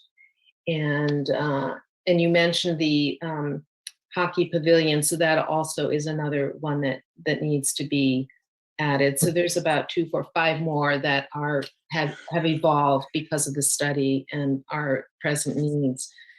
So anyway, I'm kind of a little disheartened by some of the now projections of real costs for some of this, because I was feeling like, gee, we could reach into some of these other city facilities that you've listed here based on what I was anticipating the costs, but we're going to have to really think very hard about our funding now. So thank you. That's all I have to say. Unless, Lane, did you want to? Yeah, you brought up the joint station with the city of Seaside, and so I'm glad you brought that up, and I'll just kind of review what happened there. It was a good thought that if we could both co-locate a station and share it, we would both operate our own engine companies out of there, but share the cost of the facility. But the problem was, and you can see that in the map, is the best place we could put a station would be on the boundary to Seaside and Marina. And if we put the station down there, we miss the 4-minute response time to Sea Haven, to Dunes, to Abrams Park. It's the same effect on Seaside. Yet they miss the response times. And so while it was a great idea and we had our consultants look at it, we explored it. But once you started looking at the practicalities, it's like, it will not work. We will not get the response times. And so we tried, but it just isn't going to work. Yeah. Great. Thank you. Lane, to Kathy's point, can you bring up the cost figures that, first of all, the 53 million? Yeah. Critical needs and critical facilities. So go back to one more. Oops, I guess more than that. So, there you go. So in the staff report, it said 20 million for basically the city hall, civic center, and then it said 17 million or 12 million for the police facility. So when you combine them, you get 20 million plus 12 million, which is 32 million. And this says 35 million. So this increased by 3 million. Is that correct compared to the staff report? Yes, that's correct. Why was that? Again, that's from Jeff Katz. We got estimates numbers in from him after the staff report went out. Okay. And the ladder truck was listed as 1.5 million in the staff report. And then the new fire station was listed as, was a number. I think we had that at 10 to 15. 10 to 15. 10 to 15 million. Okay, so let's call it 12.5 million. If you break that in half, middle ground. So that also went up several million due to the last few days estimate you got? Correct. Okay. All right. So now why don't you continue with let's go to the next slide that has the numbers for the other facilities. Because if you add them together, you get 58 million. I'm sorry, 88 million. Is that correct? That's correct. Do we know how much it would cost citizens? I don't have it in front of me, but I thought the staff report had the cost of a $53 million general obligation bond. Yes. So a 50 million general obligation bond, it's on the last page of the staff report, would cost, if your assessed value of your home was 600,000, it would cost you $52 a month. Okay. And Now, is it so, true that a lot of homes in Marina that are older are they're worth that much, but they're assessed at around 400,000? correct. And so we have not engaged our consultant up to this point, but that would be a next step, is really to look at our current assessed values in Marina and get a sense of where they are for the different population areas. Okay, so even if all the homes in Marina were assessed at 600 grand, I know some are higher, then it would, but a lot are lower too, then it would be $105 a year. Now, do we have a corollary number that it would cost for 88 million? No, but I would say you could take that $52 a month and take half of that. So you're probably looking at $80 a month for. It goes from $875 a month to $80 a month. So we're for 50 million, you're at $52.50 a month. And so. Well, I thought it was $105 annually. Yeah, that's what this. Yeah, per 100,000 valuation. And Oh. so I was saying that if you had a home valued at $600,000, you'd be 105 for 100,000. So you'd be 6 times that. So $600 a year. $630 per year. Correct. And if it went to 88 million, then it would be about $1,000 per year. Probably. Ballpark. Yeah, I think that's probably correct. Okay. I like the 105 annually better than I like the 630 annually. Okay. I think that would easily pass 105 annually. I'm not sure. We'd have to work at that as well. Any more fees, we'd have to work at them. Okay, well, that's all I have for questions. Let's go ahead, Lane, with your staffing, and then we'll go to the public. Great. Okay, Matt, next slide, please.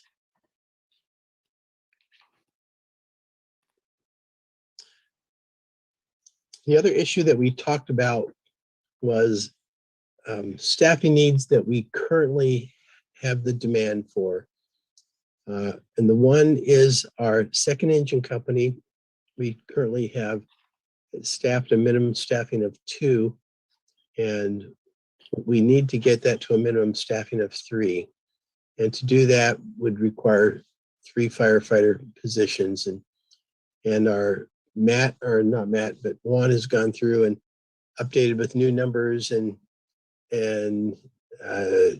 new salary increases and everything. And so that would cost $500,000 a year to add 3 firefighters. But that's an absolute need of the community, is to get that to 3. Now, an option with that is we could go out and get a SAFER grant again. If we are pretty confident that in 3 years, we would have another revenue source in place, ongoing revenue source that could cover that cost. A SAFER grant is one option that could help us get those 3 positions sooner than later. The other next position that we have that is a critical need is a deputy chief fire marshal. And that not only does all our fire marshal checks, but it also does the fire prevention checks. And it really provides that 3rd deputy chief that we desperately need. We don't have any battalion chiefs in our city. And so our fire chief or our 1 deputy chief, they always have to be in available to respond to the city.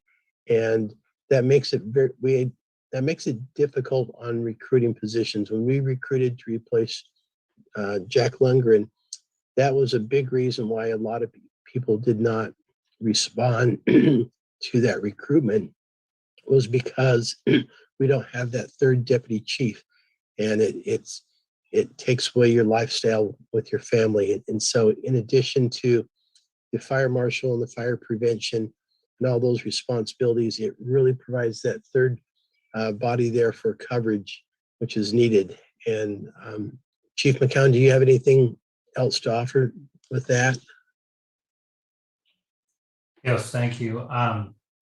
Yeah, the 3 firefighters are critical people we need now today. The fire marshal, that is something, we have a contract person that we use, but we need to have a fire marshal that can not only work with the community development, work with all the community risk needs in our city and with all the developers, but we also, we have shift duties and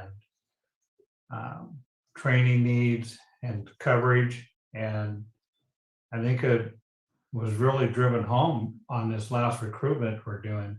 We're really fortunate that next week we'll have our new division chief starting. And I think we really like Al, but because fits the bill, he'll do a great job. But this is, especially with all the growth, all the building, all the construction that we're doing in this city, this is one of those positions we really need today.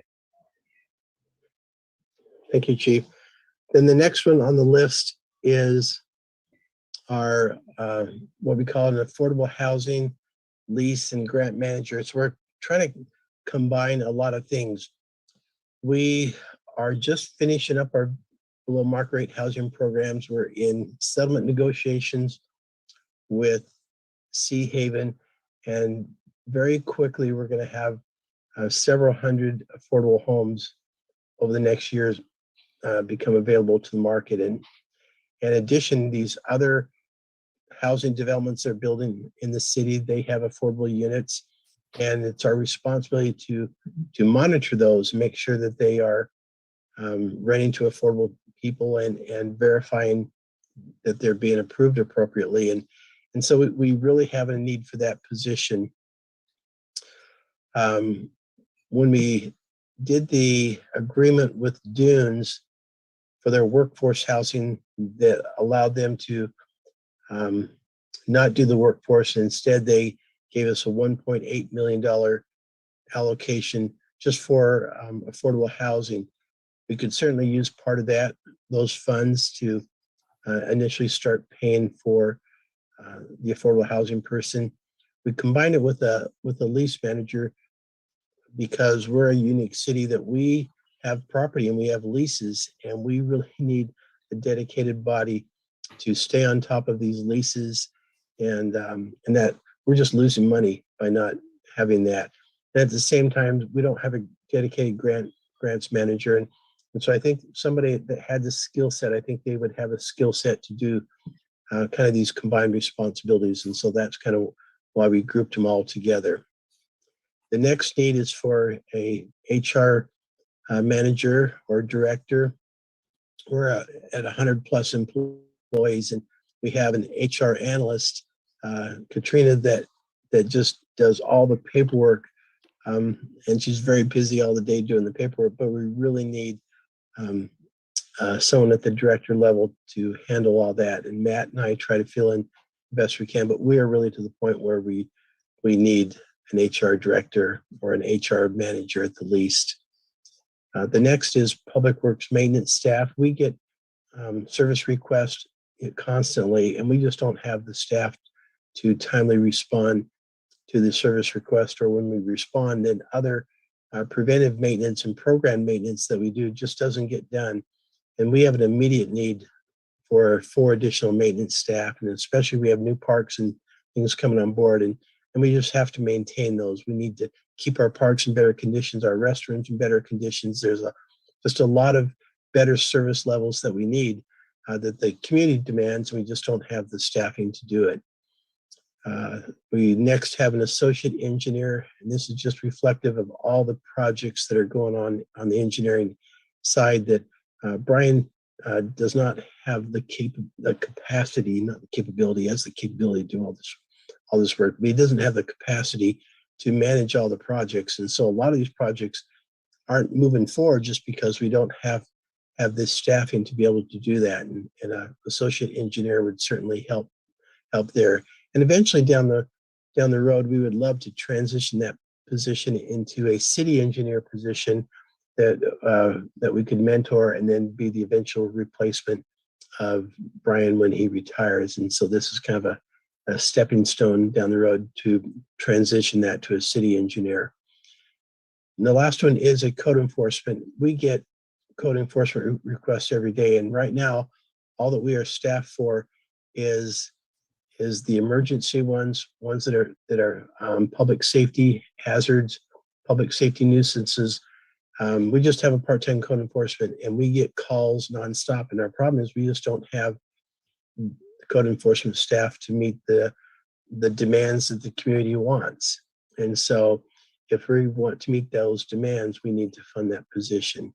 And so, we actually have the need for 2, but we're just putting 1 right now for the immediate critical need. And so those are, excuse me, those are immediate staffing needs that our service demands of the public are just that need to be met right now. And the problem is that has to come from an ongoing revenue source. One-time funds can't be used for that, and that's our challenge. Now we know that, and we'll cover it a little later, of some future revenue coming in down the road, but right now we don't have the ability for those to meet those staffing needs. And kind of open up to questions for the council at that point on staffing. All right, let's go to Councilmember Lisa Berkeley. Thank you. I find it interesting that the affordable housing lease grants manager position is being put on here when you made reference to it, but we were very clear that the money from the Dune in lieu of workforce housing was to be allocated specifically for this position. And so I'm not even sure why this is on this list. Can you explain that? We didn't get direction from the council to do that. We got direction to set it aside for affordable housing needs. This position was not funded in our October budget, but if we get direction from the council to do that, we can certainly do that. Okay, forgive me for my confusion, because I was not originally in favor of the in lieu of workforce housing funds, and so I really thought I had thoroughly paid attention here. So I'm not tracking this, because I believe part of it, when we had conversation, and perhaps it's even in the staff report, I can go back and look, but in our conversation was that this money was going specifically to pay for this position. So I heard what you just said. I'm just not understanding. There seems to be 2 very different allocations of funds here, and I don't understand it. Can you? Okay, well, it was not funded in the budget. It's not on our approved budget staffing list. But if that's discussion, if that's something the council wants to do, we can absolutely do that. And so, it may have been left off inadvertently. If that was the council's intent, was to include that in the budget, I didn't get that message, and if so, then I just missed out on that. So were the funds that came from the dunes, I thought they were not included in the general fund. I thought they were specifically allocated for the development of this program. Right, they were set aside 1.8 million for affordable housing. And we talked about that council could use that potentially for Cypress Knolls if we wanted to allocate funds to help look at workforce or different housing needs there, or we could allocate it for this housing person, or there's just a lot of different things, and probably Juan probably knows more options that are available, but it's not included in any of our general fund unallocated fund balance. It's dedicated strictly to housing, and we haven't allocated it yet. The 1.8 million from the dunes. Correct. Dedicated specifically for housing. Correct. That Correct. I'm 100% with you in my understanding there. It's just I was under the impression that part of that money was specifically for this position, and I recall us having clear conversations about it. So that may have been my mistake, but it did not get it in the budget. If that was the council's intent, we can certainly do that. Lane, I think our discussion at the time would have had to include spending one-time money, 1.8 million of one-time money on a recurring expense of a staff person for X years at $150,000 a year. I don't remember going into that kind of a detail, but I think it's within our purview to spend one-time money for ongoing staff costs, especially if we can look ahead 1, 2, and 3 years and see new monies coming in. But let's go to Councilmember Christina Medina Dirksen. So sorry, I'm not sure what happened. It seems suddenly my computer went blank. So yeah, please proceed, Lisa. Because you went blank, I thought that you signed off or yeah, were no, done. sorry, it was very strange. All of a sudden, my screen went totally black. Okay, so back to clarification on this. So that money that was set aside specifically for housing, that's separate from our general fund, correct? That's correct. That is dedicated for housing. So we can potentially take this position out of this need for staffing funds to be paid through our general funds, and it can be with what I originally thought was to come from that allocation of funds. Is that correct? Yes, absolutely. Okay, that was just my point for clarification right now, and I may have questions later, but for now, that's it. Thank you very much. Okay, Christina. Thank you very much. I do remember some of that conversation, Lisa, so I don't think you're too far out space, because I thought some of that conversation was also giving us funds to be able to manage the program. I just want to say I have a question for our city manager. When we look at a city our size and you're showing us these positions that are needed, can you give us a little bit of perspective? Like when we look at salary schedules, for example, for our bargaining groups, we're looking at cities that are comparable. Is what you're asking or what you're telling us, is that usually a city our size has this, or is this very specific needs to our city? And I preference it by knowing that we've been lean for a very, very long time. And issues like the affordable housing lease manager, we have experience now having several contracts, leasing situations that have been before us in the last year that have been quite complicated and needing attention from this council or from a council. So can you just put it in perspective? Is this normal? Is this above average? Does this put this where it need to be? I mean, I know, go ahead. Tell me, paint the picture. No, that's a great question. I appreciate you asking that. A city our size typically will have two engine companies, and they'll typically be staffed with minimum staffing of 3. And so I think that we are for a city our size, we are down a little bit on the fire end. City our size typically doesn't have housing in all the properties, so they don't typically have a housing manager, but because of our unique needs, we would.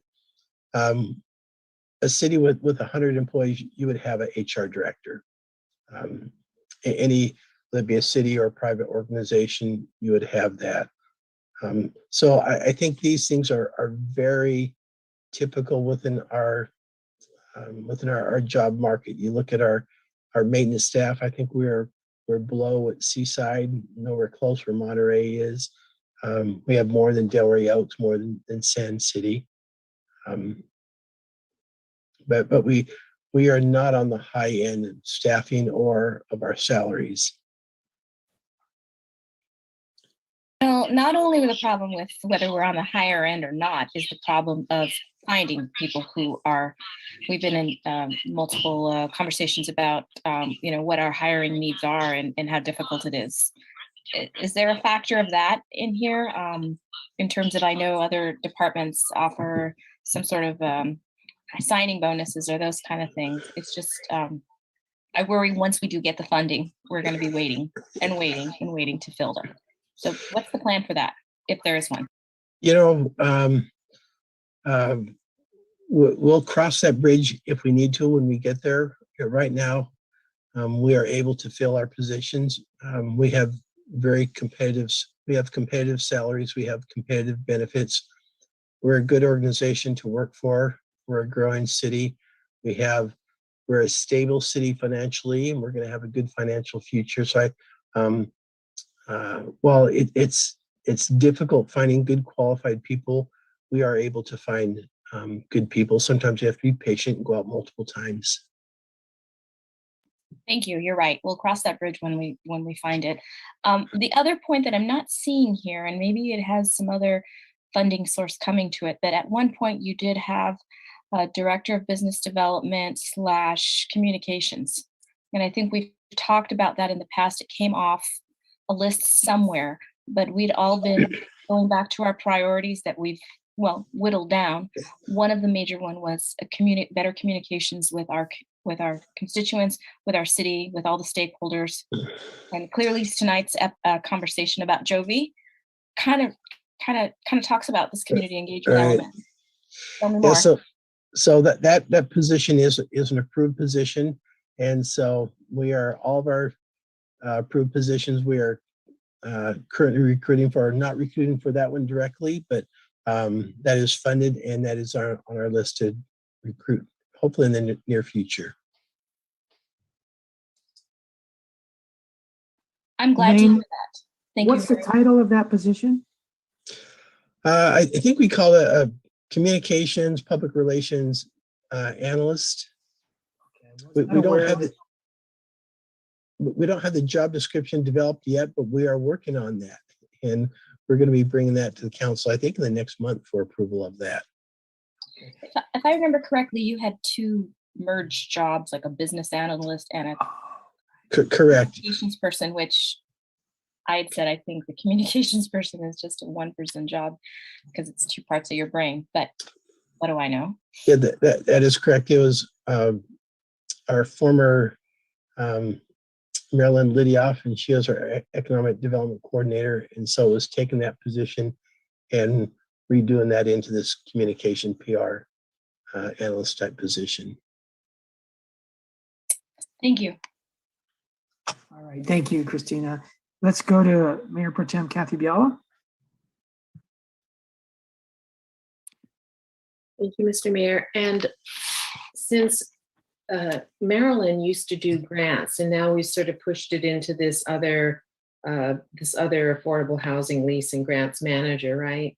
This kind of, we're splitting up her job essentially, and so she would be doing business outreach. No, I'm sorry, the new person, the community and PR analyst, would be doing outreach for economic. It was, okay. Yeah, still outreach to businesses. Okay, all right. Let's see.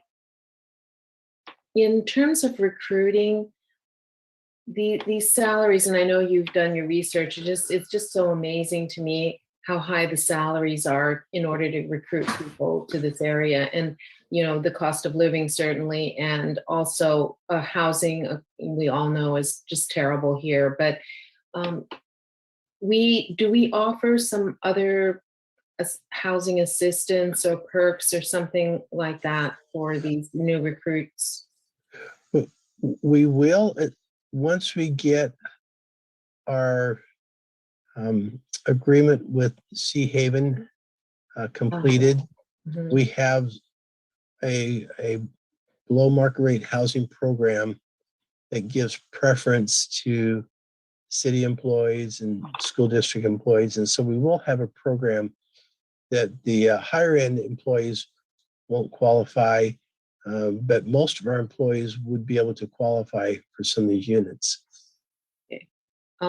Me qualifying, but not necessarily being sort of handheld in that process with Sea Haven or anything like that. So there's no guarantees. We can just say we have these available. These are available, Okay. correct.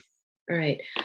Then the other thing is that on this unmet current staffing needs in our packet, you know, I really am very cautious about what you say here is that if we use one-time funds for it, we've only covered, you know, the first year salaries. And I think we have to be really careful that we are ensuring that we have ongoing sources for the salaries. But you don't, in this section, after this list, you don't really say your recommendations about how you think we can finance this. I mean, we talked in general about the funding sources, but do you have a particular recommendation? Yeah, we're going to get into that into our next slides. So Okay, sorry. So if we don't have any more questions on staffing, then we'll segue into that. Are we good, Mayor? Okay, Matt, next slide. So when we look at revenues, and this is what Councilmember or Mayor Pro Tem Biala talked about, was ongoing positions, ongoing expenditures by our council policy, which is a absolutely critical sound policy, is they really need to be funded with an ongoing revenue source. You get upside down as a community really quickly, and this community has in the past, where we had our ongoing revenues and we just paid for them by land sales and just one-time things, and you quickly start operating in a deficit, and then you start laying off employees, and that's why your point is an absolutely valid point. I would never recommend to the council that those 1.6 million of positions, that we just fund all that from one-time funds without pretty much guarantee that in a year or 2 years that we know that there's going to be an ongoing revenue source available. So what we do know is we have several hotels in the works. We have a Hampton Inn that's under construction right now. We have a Home 2 Suites that they've just pulled the grading permit, and that could possibly open in 2 years. Then we're looking at the Marriott Element and the Marriott AC that will probably open in 3 years, maybe 4 years. And so if these hotels that we've worked really hard to get in place and they're now starting to be built, those all get on board, we potentially could have a ongoing revenue source of $2.3 million. Now, in 3 to 5 years, we know that our other costs are going to continue to increase. Our PERS costs are going to increase. Our liability costs are going to increase. The cost of living is going to increase. We're going to have inflation. So part of that 2.3 million we know is just going to have to go to fund our existing workforce and our existing service level. But I think definitely part of that should be available for new positions if we want to look at that down the road. We've also looked at the property tax growth. So if Sea Haven gets built out, we'll probably get $800,000 annually property tax from them. And they're different from the dunes, whereas the dune, as I mentioned, all their property tax goes back to them because they're included in our redevelopment agency. We will get property tax growth out of Sea Haven. And so those are really currently the only solid avenues that we have for additional tax growth that I think will be happening in the future. Sales tax will continue to grow, but again, that growth is going to go to just your ongoing cost increase of just your daily operational cost. And those are the only really ongoing revenue sources out there. We'll talk later on about utility user tax. That's an ongoing revenue source that's potentially out there. Then the next slide is what we have, future one-time revenues. Now, we think the Dunes Phase 3 will, they'll pull it down. Not positive for sure, but there's a good chance that they'll do that within 2 to 3 years. And if and when that happens, that's $13.5 million. And those are one-time funds that you can look at. Some of these other, your other facilities list, that those are potentially could be used for that. And so that's not for sure, but they are on the path to pulling down their Phase 3. We have another escrow bond that we'll be getting from Fora in a couple years, and that'll be another $3.5 million. And that we can apply to an aquatic center or some of these other facilities. And then we talked about the ARPA funds. And those are really the only one-time funds that I think are really on the horizon right now. Next slide. So this is the utility user tax. As I mentioned in the staff report, most cities in California have utility user tax. The state limits cities to certain tax sources. You have property tax, and while we do get property tax, we get one of the smallest percentages of property tax. The bulk of property tax goes to school districts, and then the next bulk goes to counties, and then special districts get a little bit. But we get about $14 out of every $100 you pay on property tax. So if your property tax bill is $10,000, City of Marina is getting 1,400 of that. We get a small part, and so that's a misunderstanding that a lot of people have, is they pay a ton of property tax. Well, it doesn't come to the City of Marina.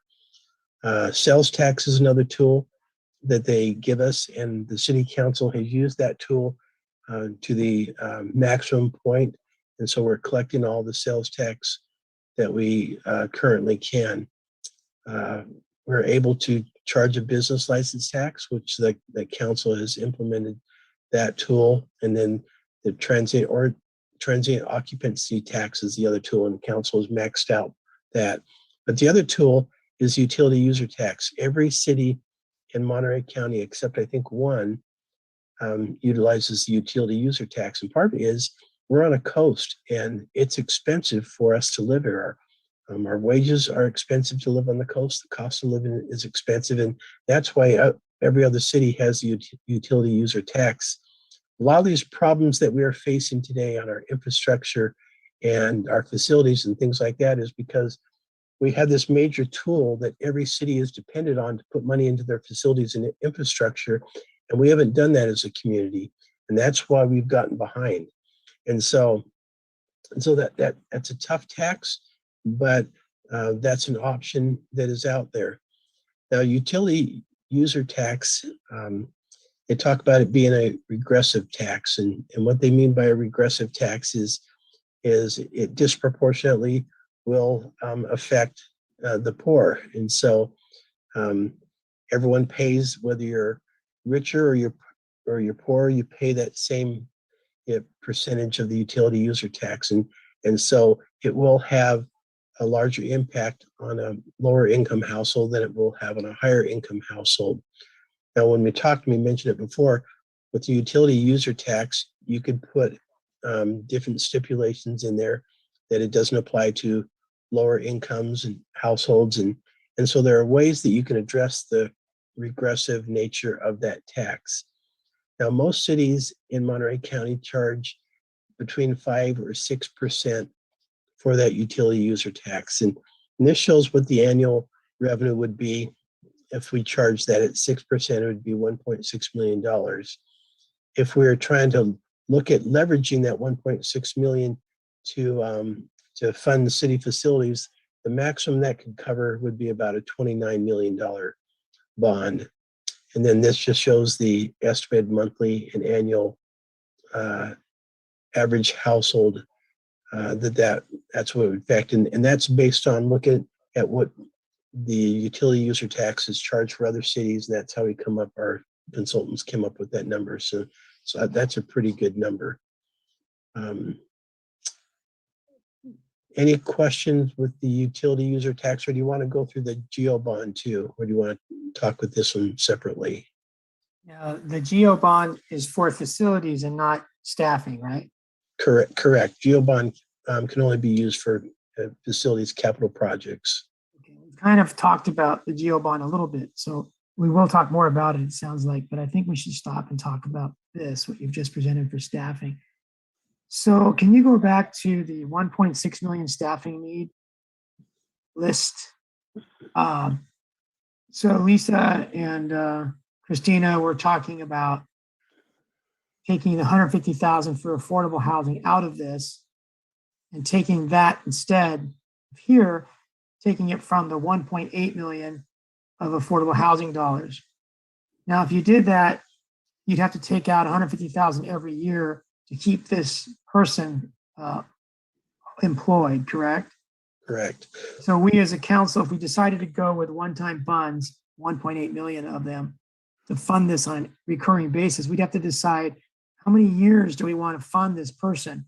It might be 12 years if we wanted to spend all 1.8 million on this person, or it might be 1 or 2 years to bridge us to some other recurring revenue. But for now, if we just take this out, then we bring that 1.6 down to about 1.5. The 1.5 million that's left in the AARP money could be spent on staffing if we chose to, although it's not usually recommended to spend one-time money like the ARPA money or the affordable housing money for recurring staff needs. But please bear me out. If we spent the 1.5 million remaining after we fix the 26 worst streets, we would be spending that money basically on about 1 year's worth of this staffing. So we keep everybody employed for 1 year. Then you and I spoke last night that in about 6 months, you hope to get about $2 to $3 million into our general fund for affordable housing to begin at the dunes. Is that still accurate? Yes. So the phase 3 that we talked about, that if they take that down, that's 13.5 million. There's a part of phase 3 that they've already are in agreement with a company to build affordable housing. And when they move forward with that contract, the dunes will take down that portion of phase 3, which will be about $3 million. Okay. So if that took about a year before we got that money, would that be overly ambitious to expect that money in a year? No, I think they are moving forward. I think Doug Yount may be on here, but I think that housing project is pretty close to moving forward. Okay.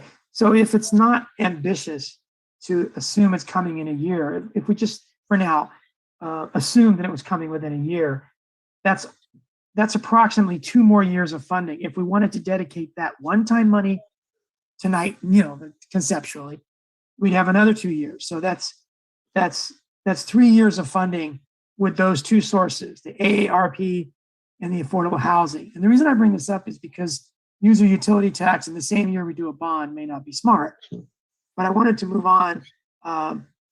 The 2 public works positions, that's what we need. But Lane, if we only did 2 instead of 4, that would save us $200,000 a year, right? Yes. So there's nothing magic about 4 or 6 or 3, except that 4 is probably we could use a lot more than 4, but 4 is a reasonable need, and that's why it was included. Is that right? Is that right? Correct. Brian feels that 4 could meet our service demands today, but he would take 2 any day. Okay. So if we hire 2 of them, we hired 4, but 2 of the 4 we hired with a little bit more explicit language, as funding lasts. And verbally, we could tell them in the interview process that we may only have 2 years of funding. But I mean, could we do things like that? Could we hire certain positions with the understanding that we hope to find future funding, but after 2 years, it's a little less shaky than the first 2 years. It's a little more shaky than the first 2 years. You can do that. I have not had a lot of success because the cost to relocate and everything, especially in an expensive area. Right, but public works people may not relocate. They may live in Seaside or Marina. There's probably a lot of people in Marina who would like to be on our public works crew, right? We're having a difficult time recruiting maintenance workers. And by the way, can we hire anyone that's not a U.S. citizen? That would be a Katrina. That's an aside. I'll talk to you later more about that. All right, and then Hampton Inn. How soon do you think we'll start getting Hampton Inn hotel tax money? I would hope that the rate they're going maybe be completed and start getting that by the end of this year. Okay. And how much do you expect it would be per year once they're up and running fully? They could be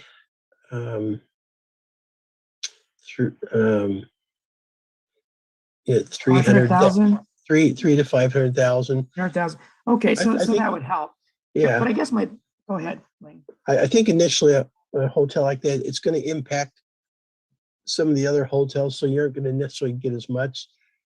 So there'll be a gradual period before it stabilizes again. Okay. All right. Enough said. Let's go to, thank you very much, Lane. Let's go to Councilmember David Burnett.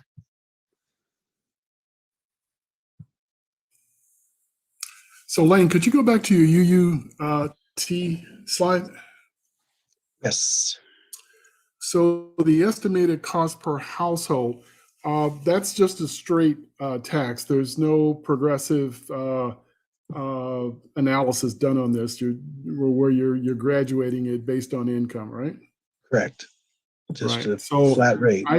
I just want to caution council once again that UUT, I mean, this is really going to impact those with the least ability to pay, and that if we do proceed in this direction, that we strongly direct staff to look at some progressive measure where the higher the income, the higher the tax. This is just really going to take a major impact. And then the other thing I wanted to say is I want to caution again about using one-time funds to fund positions, staff positions. It's just an untenable position to be in, and that we as council have to take our responsibilities, fiduciary responsibilities towards the city, with earnest, and have to seriously consider that. I understand the mayor's scenario where we would take the funding to bridge us for a couple of years, but as the earlier project slide has shown, the costs are escalating far beyond what any of us imagined that they would be. Just the cost of construction and materials, and that's going to translate into the cost of housing and food and land. So I would, seriously consider any attempt to use one-time funds for an ongoing position. I mean, you want to bring somebody in, you want to train them, you want to get them all set up, and then 2 years later, sorry, we can't fund your position anymore. I think that's a terrible outcome. So those are my comments. Thank you very much, David. And tonight we've kind of got a little loose with comments and questions, but maybe next meeting we'll get back to questions and then comments and do our best the rest of tonight. But we're almost done. So Lane, how about we go to the public, unless you think that the general obligation bond discussion is critical. But before you even answer that question, let's hear from Kathy Biala to wrap up what we've heard you present already. Go ahead, Mayor Pro Tem Kathy Biala.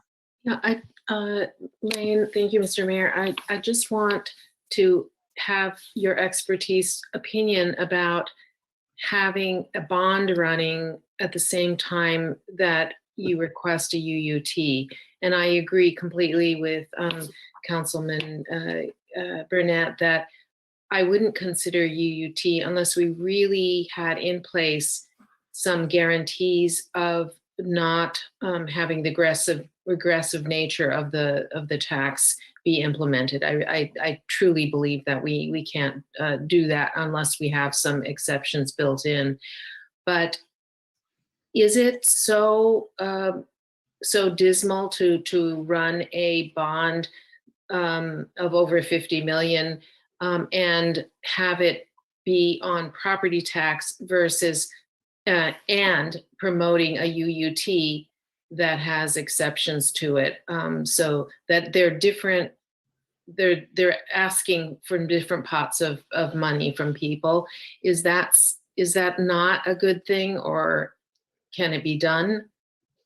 It absolutely can be done, but it is very, very challenging to have. It's challenging to have one measure pass. Two measures, it is just going to be that much more challenging. And when you have inflation that we're all experiencing right now, and your people are starting to feel that in their pocket, on top of that, so it is challenging. Now, Okay, before we would do anything like this, one of the things that we would do is bring in a third-party consultant that does measures like this, and you bring them in and you do salary surveys, and you go out to the public and you do test questions on this. Do you support your utility user tax and for these things? And you talk about combined, and that would be something that, regardless of what package the council did, that I would suggest we bring somebody on board to do extensive surveys so that we're pretty clear ahead of time of what our public wanted and what they would support. Well, based on this chart, I think it's clear that if we have to choose one or the other, we can't choose the UUT, because it's not gonna give us the kind of boost that we need financially. So I mean, I almost think, yes, these are one-time things, but at the same time, it's not gonna put a dent in the kind of monies that we need. So for me, I'm just feeling like, well, the bond is the way to go, and then we have to then make some tough decisions about what we can afford and not on ongoing revenues. That's just my opinion at this point. Thank you, Mr. Mayor. All right. Thank you. Now we'll go to Councilmember Christina Medina Dirksen. Thank you. I completely agree with Councilmember Kathy Biala. Having gone door to door and had to ask people for tax increases for the TOT, the tax measure, people are weary and they want to make sure that we're being fiscally responsible. So when we're hitting them twice in kind of a dire economic time, I don't feel that it's going to be successful. I have to be honest. The UUT asking two handouts at the same time, if we were in high times and good times, I'd say, well, maybe. But remember who we're going to ask. We're going to be asking, we're not a wealthy community. We're going to be asking people on fixed incomes. We're going to be asking people who just moved into $1 million houses that are already feeling taxed with their HOA. So I think we have to be very careful about what we ask for, how we ask it. I completely agree with the consultant, some sort of community outreach, tables at our farmers markets, and a real trade in other cities. So we all have to be You on froze a that. little bit there, Christina. Can you repeat your last few sentences? Sorry, I just said back from farmers market, we're just going to have to really have complete and utter community buy-in, because taxes divide people, and you're going to have people saying, you know, we're not using our money, and we have to be able to give them assurances. And that's why I'm going to put it out there that if we move forward with a bond measure, which I support, I would like to see an oversight committee. I would like to see some assurances that we are going to spend it on what we said. Cities get a bad reputation when they ride the coattails of public safety or your streets, and they wind up going into other things that are just by the wayside. So I just want to make sure that we have public confidence, because if we don't do that, we're not going to be successful. So I hold steadfast to that. I don't think the utility tax should not have sunsetted a long time ago. Maybe we come back and ask for it second time around, but we definitely have to demonstrate that we're being careful.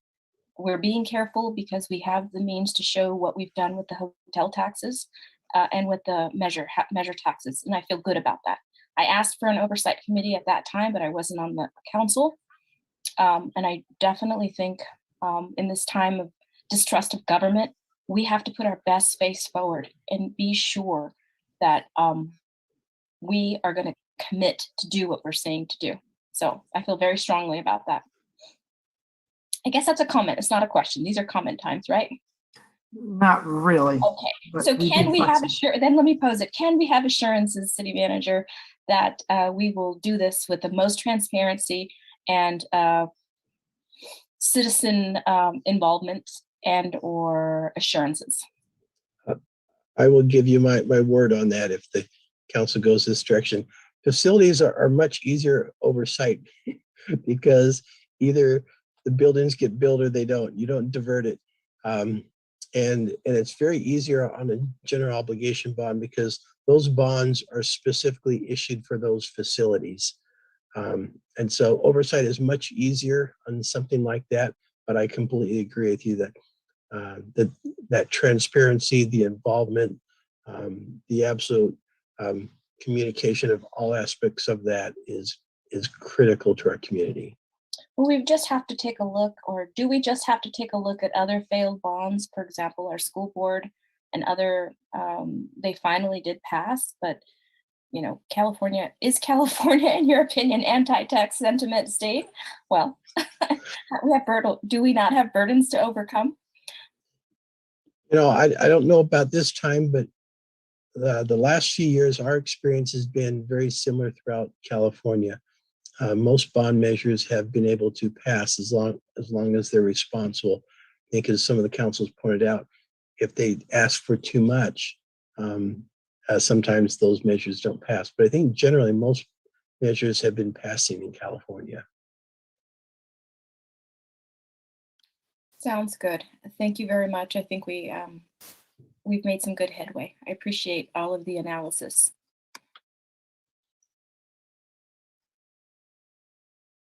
Okay, Lane, do we miss too much if we go to public comment now and then have more discussion on the general obligation bonds? Because we kind of dived into it. So I think that the public is probably ready to comment on that as well.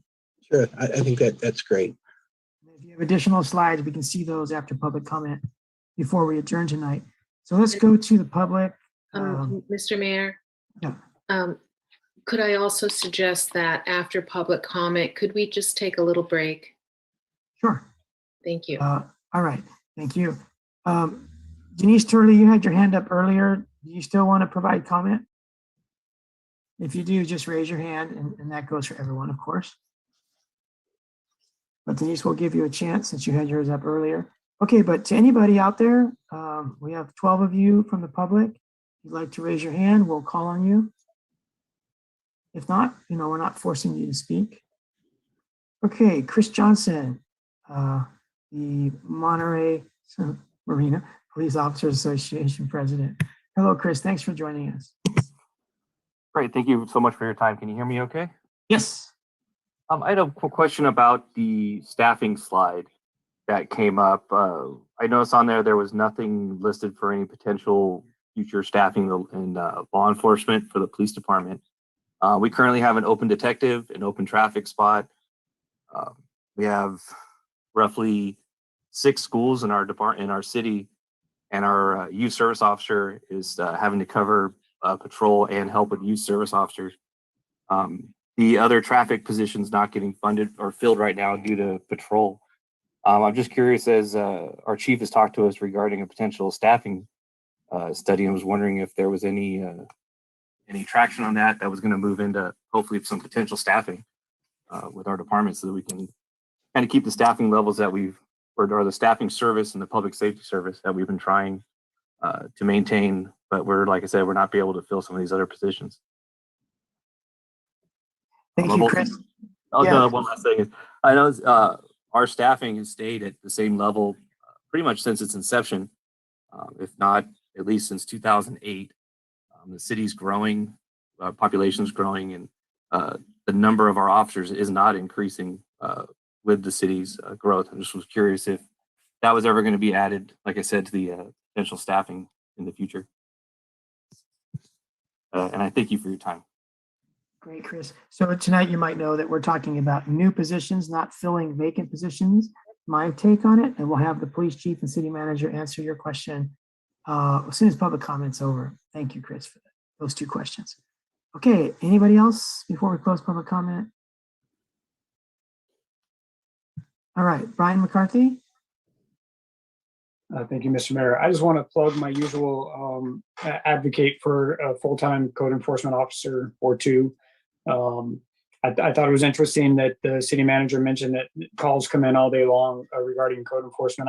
I was under the impression that there wasn't a lot of complaints. I guess in a sense, I'm glad that there are. It tells me that there's a lot of citizens that are very concerned about the aesthetic of the neighborhood, safety of their neighbors. And it'd be interesting at some point maybe to get some kind of a report of what those calls look like, so that the council can kind of understand why it's important to have that full-time code enforcement officer. I also want to thank the city for at least starting to document some of these code enforcement complaints online via the kind of online database. There's also easier access to permit information and development information online. So I think we've got a long way to go in terms of keeping that information up to date and ensuring that every call for service kind of goes in and gets documented. But I think it's a great step in the right direction. And I hope code enforcement keeps up the good work, and I hope we can really make that more robust in the not so distant future. Thank you. Thank you, Brian. Let's go to Tommy Bolea. Good evening. Can everybody hear? Yes. Good evening, Tommy. Yes. I guess one of the questions is there any Biden money in all this? I mean, they passed some stuff. I don't know if we're affected in any way for helping the police and fire. I mean, those are priorities. I mean, if some of our police are working overtime, that could affect morale and just personnel issues. I mean, we should be fully staffed. That doesn't sound right, that guy has to do multiple stuff. That doesn't seem right. And even in Biden money for infrastructure, like the councilwoman brought up cell towers and problems with self-service in Marina. I've encountered that for 20 years. I mean, and I just talked to an ambulance driver here in Marina, and he basically gets drop calls. That's an emergency. I think police and fire are on that too.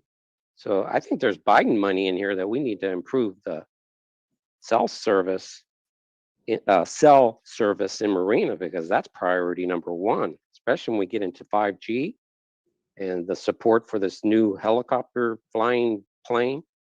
I know there's a lot of growth pains. We didn't get her by ourselves. I mean, obviously you guys are pushing it. I would think that the city council chambers and all that could be like a phase 2, not all at once with a new fire station. I mean, my God, you're assuming a lot of things.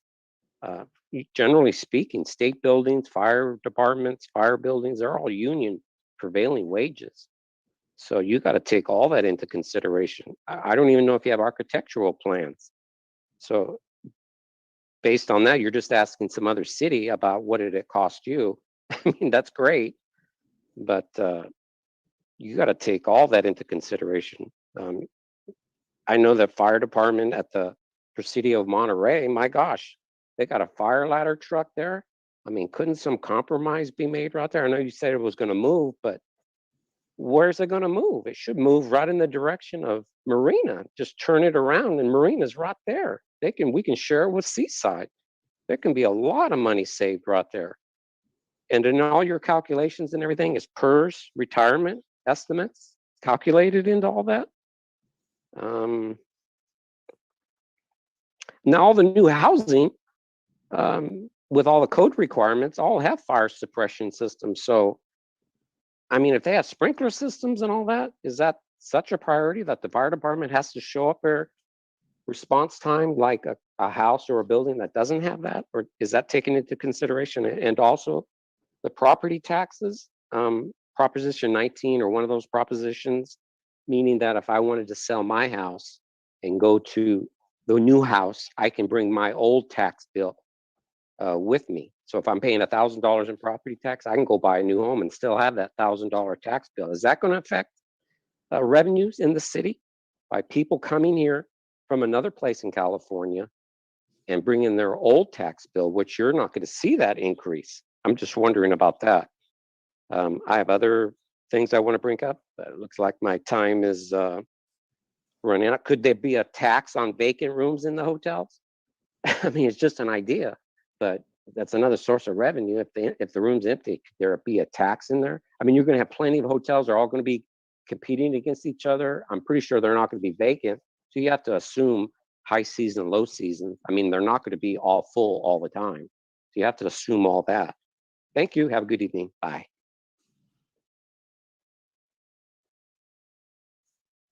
Thank you, Tommy. Okay, let's go to Justine Russo. Hello, Justine. Happy New Year.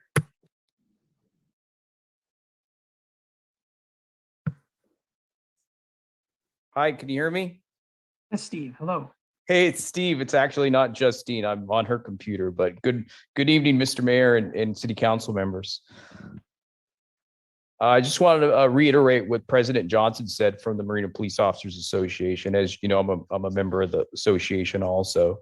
And I know we were talking about new positions, but in order for us to get new positions, we have to have a staffing study done. So my question is whether or not we're going to be doing a staffing study for the police department so we could look into these positions that we basically need so we can have our traffic positions and our youth services officer, CSO officers, and so forth. So my question on behalf of the POA is just one, we're going to be looking at doing that study so we can add our positions to the list.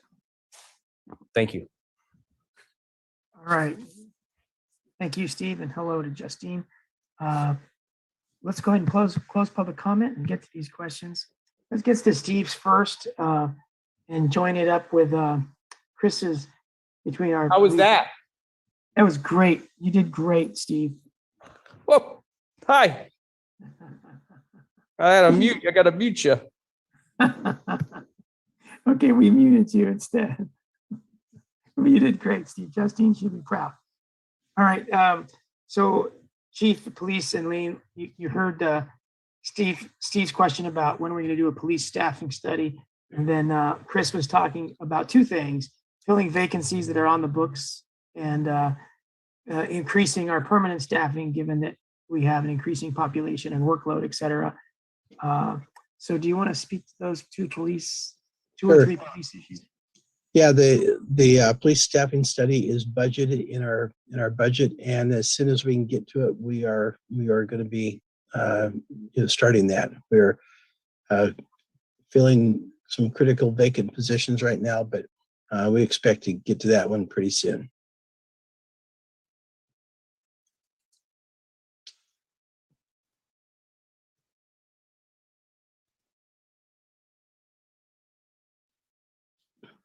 You're muted, Mayor.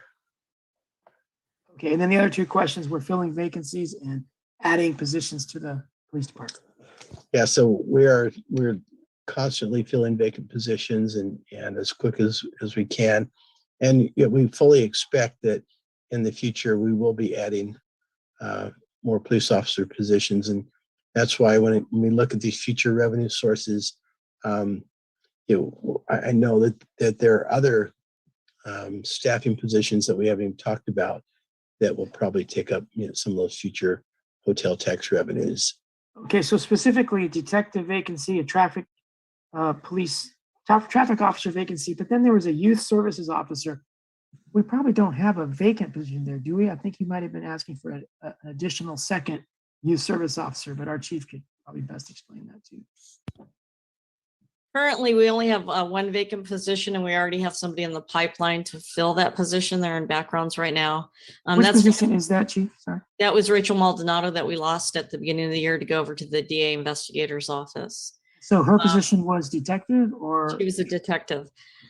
So what I think the officers are asking is that Marina for many years has operated where you're assigned a position, you're assigned a patrol and you have additional duties in addition to running patrol. I don't think there's anybody in the police department that's not wearing, 2 or 3 hats. And so that's why it's really important that we get that staffing study done to look at what do we really need to provide the level of service that our community wants, whatever that level of service is. Okay, and the youth service officer, so we have one, we don't have a vacancy. We might need another, according to Chris Johnson, and that's what that would come out of the police services study. We do have a youth services officer, but because we lost Rachel, that youth service officer is assigned to patrol. And again, that person's wearing 2 hats, so they can't do it full time. They have to do it in their spare time, and that gets a little difficult. And what I can say is the officers in Marina are working really hard wearing those 2 to 3 hats. Okay. All right. Tommy asked if we're getting any federal quote Biden unquote money. The ARPA money was federal Biden money, so we got our good 5.4 million of that. Infrastructure things as they're kind of figuring that out, and so we're hoping that potentially we can tap into some of that also in the future. And if we did, then some of that 26 failed street money that we are close to agreeing on here could then go into our general fund for infrastructure. Correct. Because the new Biden money could be spent on that infrastructure, freeing up the money we might allocate before then.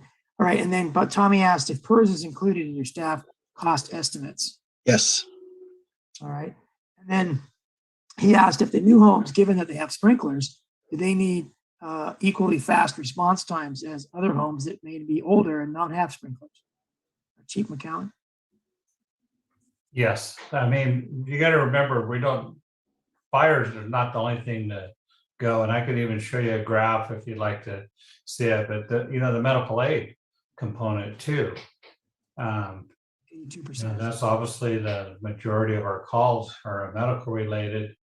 And we do still have a fire problem. All the new houses are being built with what they call life safety systems. They're not designed like a commercial system. They're designed for the people inside the house to get out safely or to keep the fire in check enough for us to go in and get the people out. But, all that's critical and contingent on us being there within the 5-minute window. And a 5-minute, 20 seconds for medical, 5-minute, 30 seconds for a fire. That is counting from the time we get the call till we get there. So it's dispatch, getting in our gear and then, driving it. We got to remember the slide, especially on the southern end of the city, where it shows all those areas that do not meet the 4-minute driving time. But you got to add more time because right now when a call comes into 911 and they dispatch from Marina Fire Department, it's all right there. When they dispatch fire, they have to come in, they do all those things like it would dispatch us, then they gotta pick up the phone and call Palm Dispatch to dispatch them. Or even if it's Seaside, they have to still get over and then, has to go through some more channels and put some more delays in. So on the south end of our city, that's why I'm saying that today, that's why we have those needs today. All right, thank you, Chief. Two more questions from Tommy. He asked if, even though Lane, you said our property taxes are going up a little faster than we thought they would, if we're being or expect to be significantly below projections due to old tax bills, people coming here and paying a lower amount that they brought with them. No, the people, when they come here, they don't pay lower amounts. When they come here, when you buy a new house here, it gets reassessed. And they'll pay the tax at the reassessed value when you buy the house. Is that true for buying old homes, gently used homes? Yes. Okay, all right. Then his last question, Tommy's was, could we potentially tax empty hotel rooms? That's called the property tax. And so they that is a tax already on hotels. Okay, all right. Lane, if I didn't miss any questions that you noted, why don't we move on with your general obligation bond discussion that you prepared? Yeah. Kathy's raising her right hand. Go ahead, Kathy. Can we take a 10-minute break? So Yeah, I can have dinner. You gonna have dinner? Yes. Can I come over? It's All nothing right, fancy. 10-minute Me break. too. Just 10 minutes seems a little long because we're almost done. We'll probably be done in half an hour, I would guess. Do you think? Yeah. Think so? Yeah. How about we do a 5-minute break? Okay. Well, if we think we're going to be ended in a half an hour, I can last a half an hour, but generally I'm just thinking our council doesn't operate that way usually. Well, let's take a 5-minute snack break instead of a 10-minute dinner break. Kathy, we will tonight for you. Okay. All right, 5 minutes. Thank you. All right, so we'll be back here at 8:16-ish.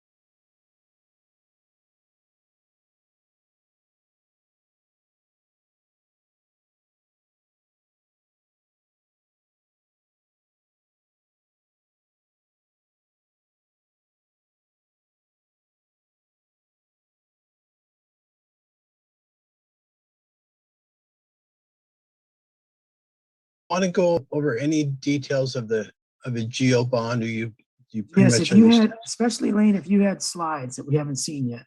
Yes. So Matt, can you bring up our last slide?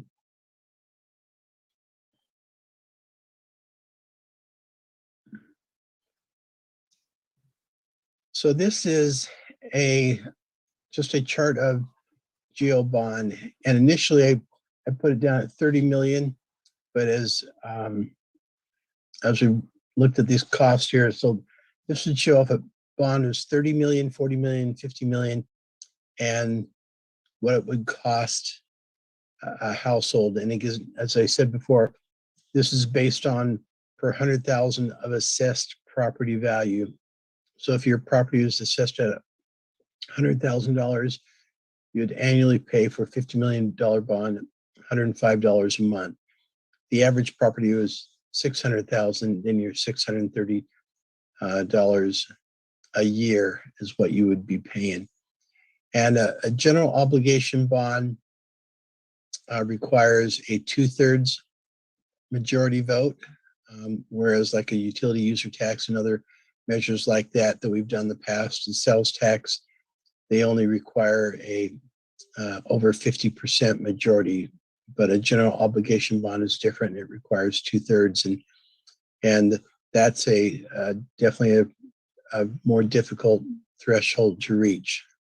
Certainly not impossible. And I think that's kind of it that I have with the GL bond. Those are very typically done to build facilities. That's the tool that school districts use to build facilities. Most cities use that tool to build facilities, and it certainly is available. I mean, I don't think that we would get 2/3 majority. I hope I'm wrong. But is there another way to get, can we get a general obligation bond that's for facilities such as? No, that's just a requirement. Like, whereas your regular, like if you did a revenue bond or sales tax bond, if you do it like for a very specific use, then those you have to do a 2/3. But if it's a general use, then it can be 50%. But the general obligation bond is different than that. Okay. And it is just a required threshold of 2/3, regardless of if it's specific or a general use. I see. So there is no bond that we could put on the ballot for facilities such as? That's correct. Wow. Okay. All right, let's go to Councilmember Berkeley. Thank you. So this would theoretically get passed on to the property owner. Is that correct? That's correct. Okay. And so in all likelihood, it's possible that the property owner, if they own property and have renters, will pass it on to the renters. So it could potentially increase rents.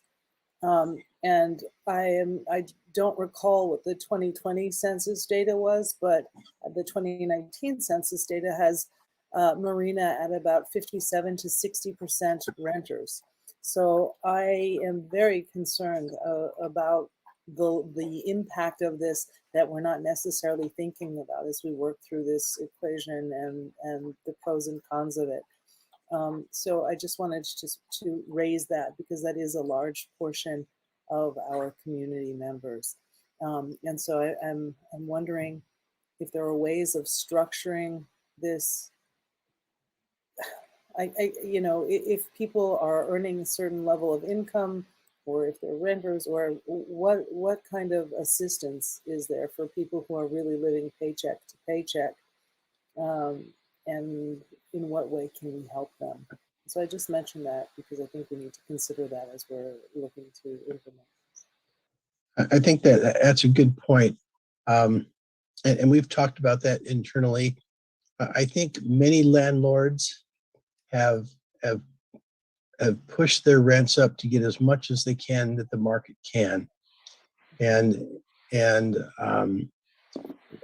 so I agree with you that if the landlord gets an increase, they may try to pass it on to their tenants. But I think during the last couple of years, landlords are if you look at what the rents have been going up, I think they're pushing them up to what the market will bear.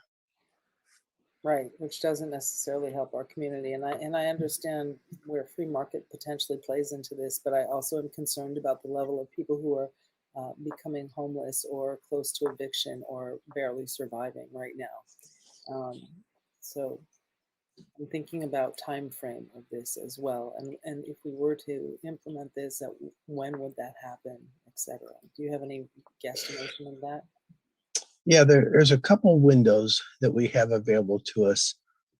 We could actually run this and try to get it on the June ballot.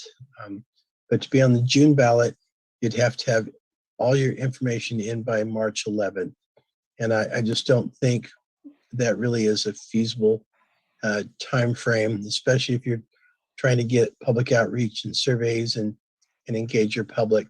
So really, the time frame that we're looking at is the November general election. I see. And if it were to get passed on the general election, can we include in that, that it wouldn't be implemented until, I don't know, 2024? Or, I mean, I'm very concerned about, I know that we need to generate revenue, but we have a level of citizens, residents who many are still working, like barely getting by. And so to add an additional cost onto their monthly expenses has me concerned. So that's all for my comments for now, but I think it's definitely worth further exploration about ways to protect renters in this. Thank you. All right, thank you. Councilmember Christina Medina Dirksen. Thank you, Mr. Mayor. Councilmember Berkeley, I completely understand that, but we also remember that there's been a delay with COVID. You can't raise rents and those kind of things. We have to also, I think that's another discussion about renters, because we also have some landlords, and not all landlords are raising rents to the top of market, and not all landlords, maybe the bigger ones, we would engage in some discussions about that, because as a family that has some property, or landlords, we don't do that at all. And I think there's a lot of people who do count on those income properties, and they're not wealthy people. So I think the conversation was across the board. I mean, protecting renters as well as those that own the property. They're not all high-tiered gazillionaires. So we just have to be careful of being as compassionate across the board. I also would recommend that this be a November issue, because that would definitely give us some time to flesh it out and have a strategy, because it is going to become an overwhelming burden for many people, especially those that are already paying top of the scale with our prices of homes going up. So I would just like to see more discussion come back. If we approve this, this would be direction to flesh. What would we be doing tonight, Councilmember Lane? How long would it be? A direction to move forward with one of these, one of the others, one type of I don't want to call them taxes, but financial instruments. Yeah, I think if there is an interest, I'd like some direction on UUT, GEO bond, both of them, and also if there is direction to move forward, give the authority to bring in a consultant really to start to look at putting together some surveys and public outreach. And then would probably want to schedule another study meeting like this, and would have some more numbers. I'd get some better solid numbers on the facilities, and maybe have the consultant, we can talk about surveys and different instruments to reach out to the public, and what type of questions and things that we'd want to put out there.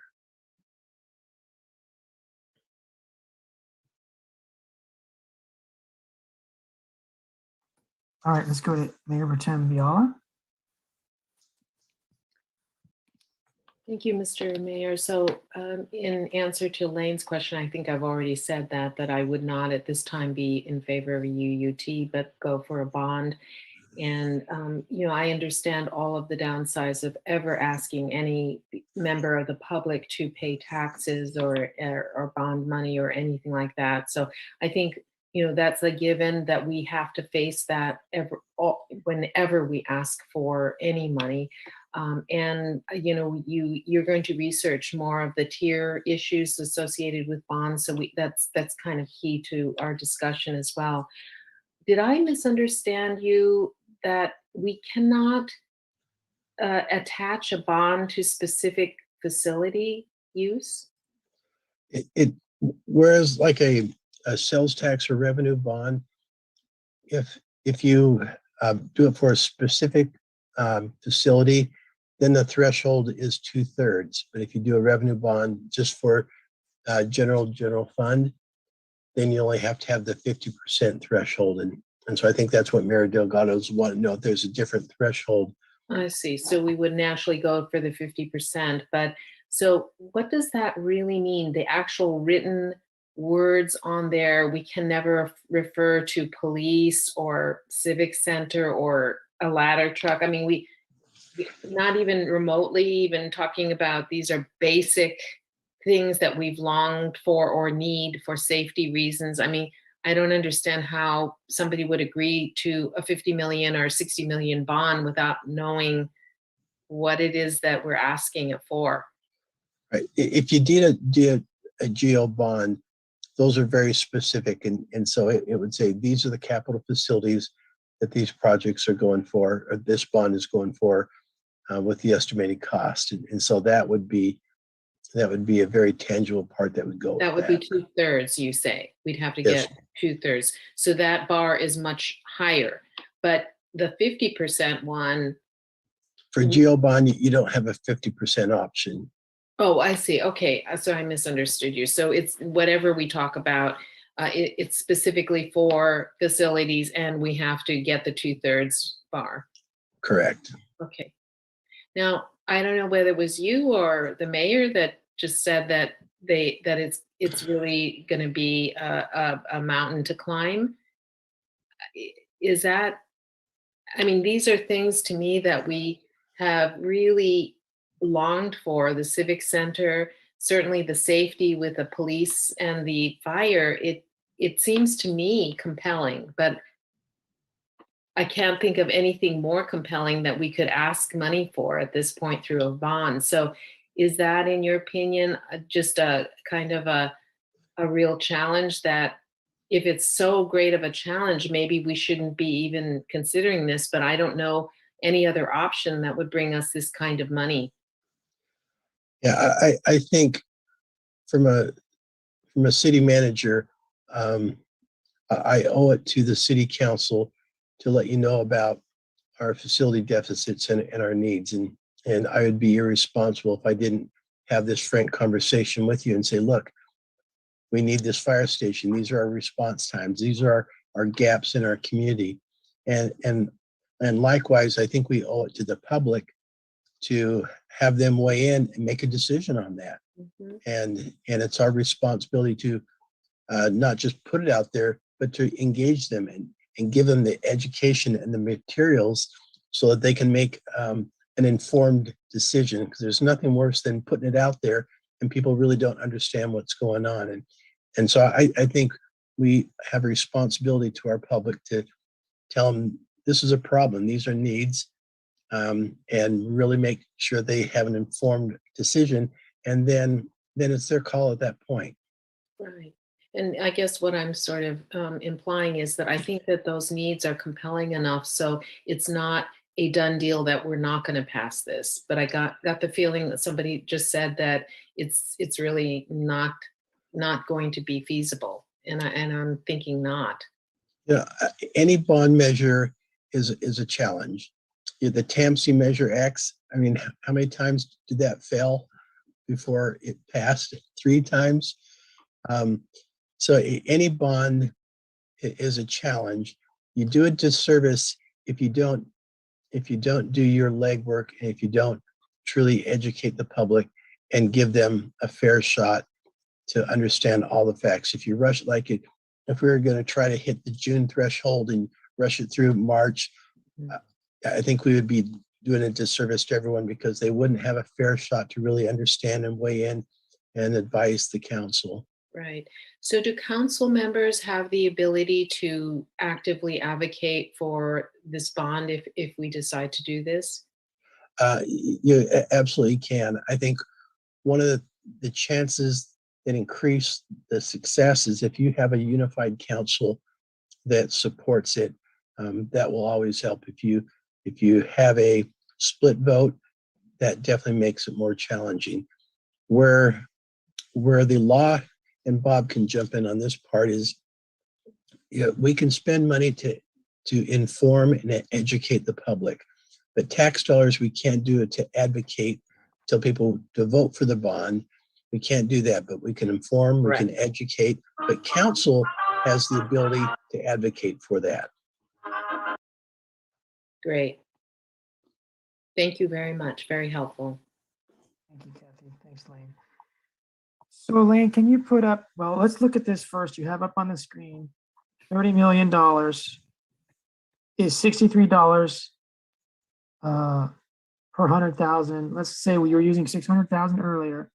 So 6 times 63 would be about $378. So if my house was assessed at 600K, which it's really assessed at like 400, and mine's a typical average house, but let's take your $600,000 conceptual would cost someone 6 times 63 a year, which is about $378 to bring in a bond capacity of $30 million. Okay, now keep that 30 million in mind, and let's go to your UUT table.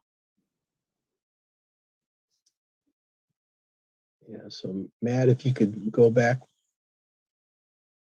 that one there. So I would be charged 600 and forgot what I said, $650 approximately to get 30 million.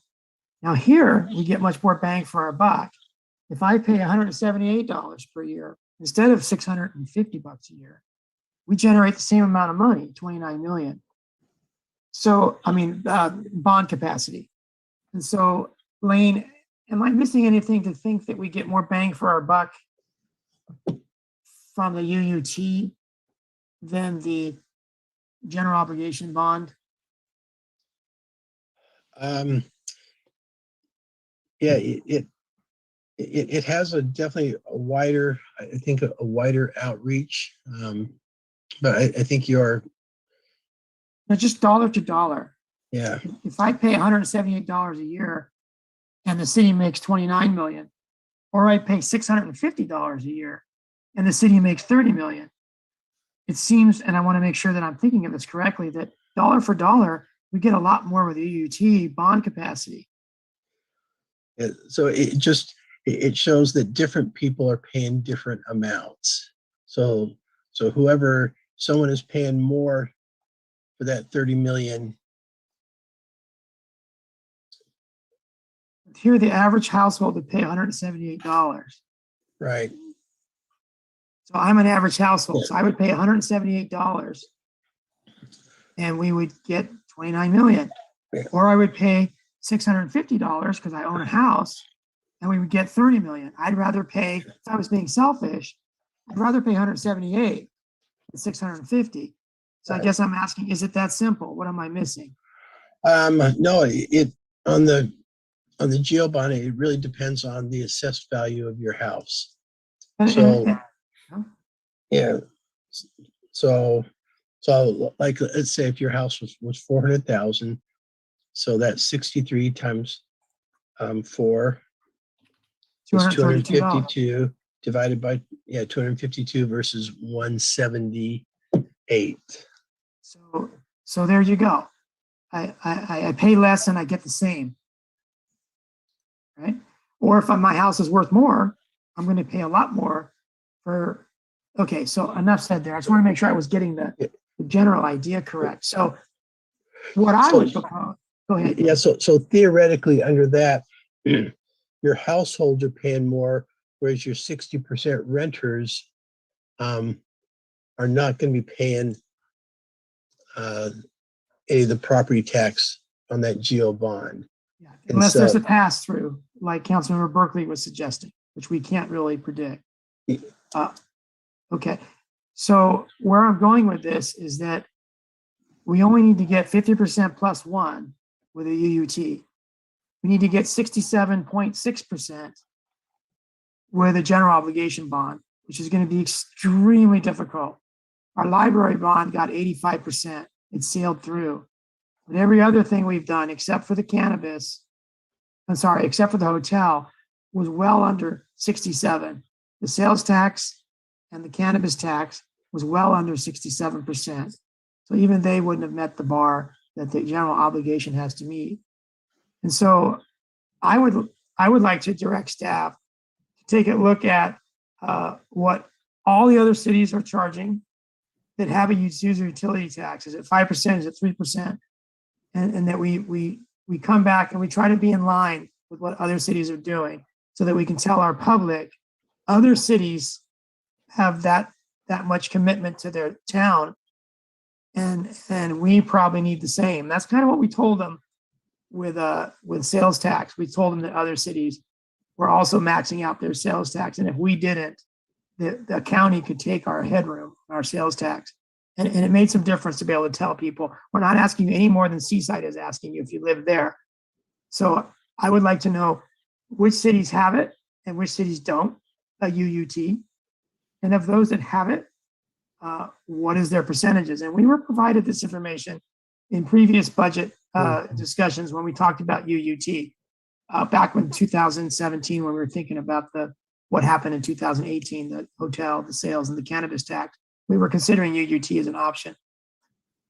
But I would at this point, my proposal would be to consider doing both at some level so that you would get the 19 million or the 24 million from a UUT, and you'd get the lowest amount, let's say 30 million, from the property tax. And then we would tell homeowners like me, you're going to pay, $400 on one and $150 on the other. Can you afford $550 to have a normal city, not a city that's deprived? And so that would be my suggestion, as we look into a medium range UUT and a medium range general obligation bond. And then we're gonna have to cut back. We're not gonna be able to get everything we saw tonight, that added up to 83 million. So we're gonna have to compromise across the board on a UUT, on the general obligation bond, and on what we're actually gonna do with that money, because they're not adding up to 83 million. So that would be that's where I'm standing. Let's go to Mayor Pro Tem. Thank you, Mayor. That is such an astute observation, and I wish I had seen that before, because you're absolutely right. And this won't get us to the 53 million that we need, but this is an annual income, right? For us, we're going to get 1680 every year. So within 2 years, we will already have met the bond if we go up 55 million, and it's a one-time thing. So you're absolutely wait, right. Kathy, I don't think it's that way, Kathy. Oh, it isn't. Okay. Lane, can you describe how it would be if we got, let's say, a 4% bond, UUT, a 4% UUT, 1.1 million per year that we could leverage to get 19 million? Correct. So it would take, so if you had a 4%, it would generate $1.1 million, and we would have to leverage all of that for a 20-year, $19 million bond. And so in getting the bond, you would not have an ongoing revenue stream for the general fund. It would be paying the debt service in the bond. Now, Lane, I guess that's something I overlooked. That doesn't do us anything for staff unless we know that 24 million is going to go somewhat for staff, because we know we needed at least 1.6 million per year for staffing recurring needs. But then we had other revenues too coming in, some of which we talked about tonight.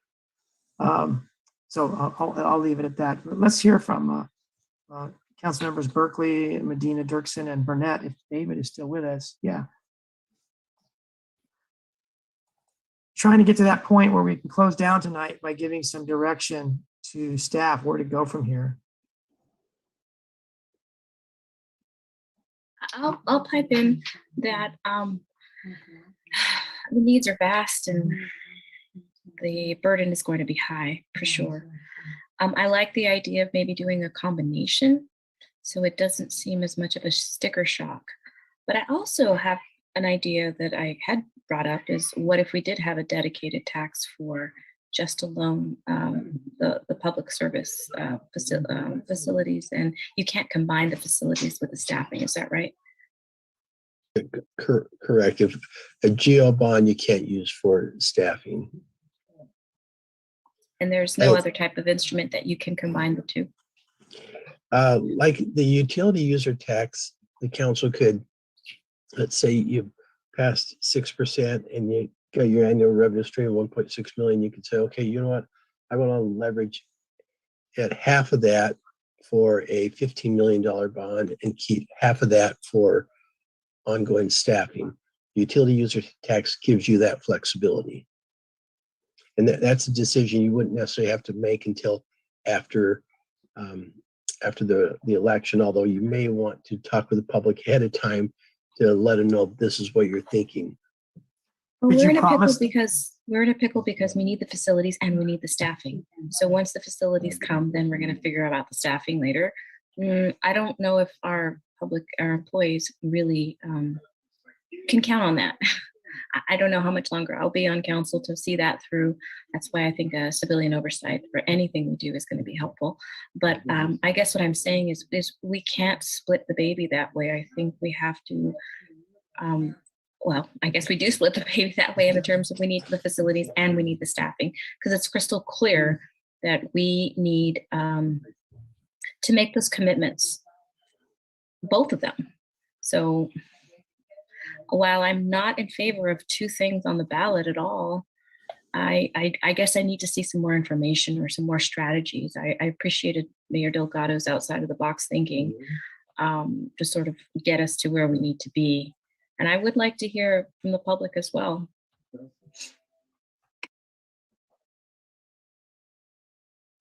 Member David Burnett. Okay, so I guess I have a problem with the earlier discussions we had about the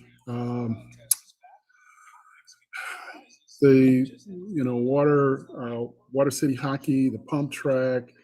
There's a lot of money being allocated and looked at for projects that are not, to my mind, are not that pressing. And so we definitely need the staff. We feel it every day. You can, look at how our meetings are going, and just the quality that we would be so much better served by having more expert staff. I don't think, in an election year, this is the time to be bringing forward, bonds and taxes at the same time. This is a time for us, I would think, to re-examine once again, the priorities and say, City Hall, we need it, but do we need it now? We do need the staff. I think we're misaligning what are our real priorities and what the citizenry really needs from us. And I think what it needs from us is some real sound fiscal thinking, and get the staff in place, get the streets repaired, look at facilities for the city, fire stations, police stations, think about City Hall, think about other things that are nice to have, but we as a city aren't there yet in terms of our revenues. We're just recovering from or haven't even started the recovery from the pandemic. We're projecting that things are going to get better, but I just don't see that in January of 2022 how we can look and say, well, this time next year we'll be splashing cash, and so let's go ahead and do the taxing and other things that I think are just not fiscally responsible right now. So my recommendation would be to direct staff to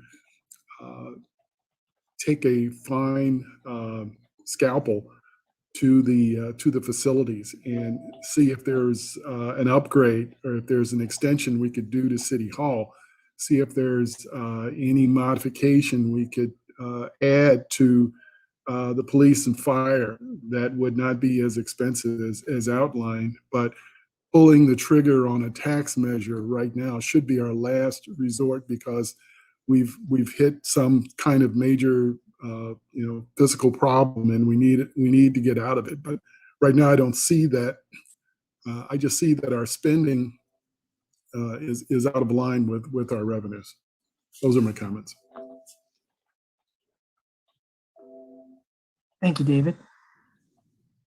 Okay, so I'll make a motion, and keeping in mind David's comments, that we ask staff to come back to us, given what they've heard tonight, and to consider what other cities have done with their UUT, and come back to us in the range of 4 to 6%, and a smaller go bond than we probably need, in the range of 30 million, and maybe rank the facilities that we could get with that money, so that we can't get everything. Maybe not the Civic Center. And then we take another look at this. And secondly, that city consider what we might do in a much pared down, such as the 7 million for the city hall fixes for the city hall we have. Because if we can't build a new one, we're gonna have to decide what to do with what we've got, because apparently we can't even use it without spending 7 million.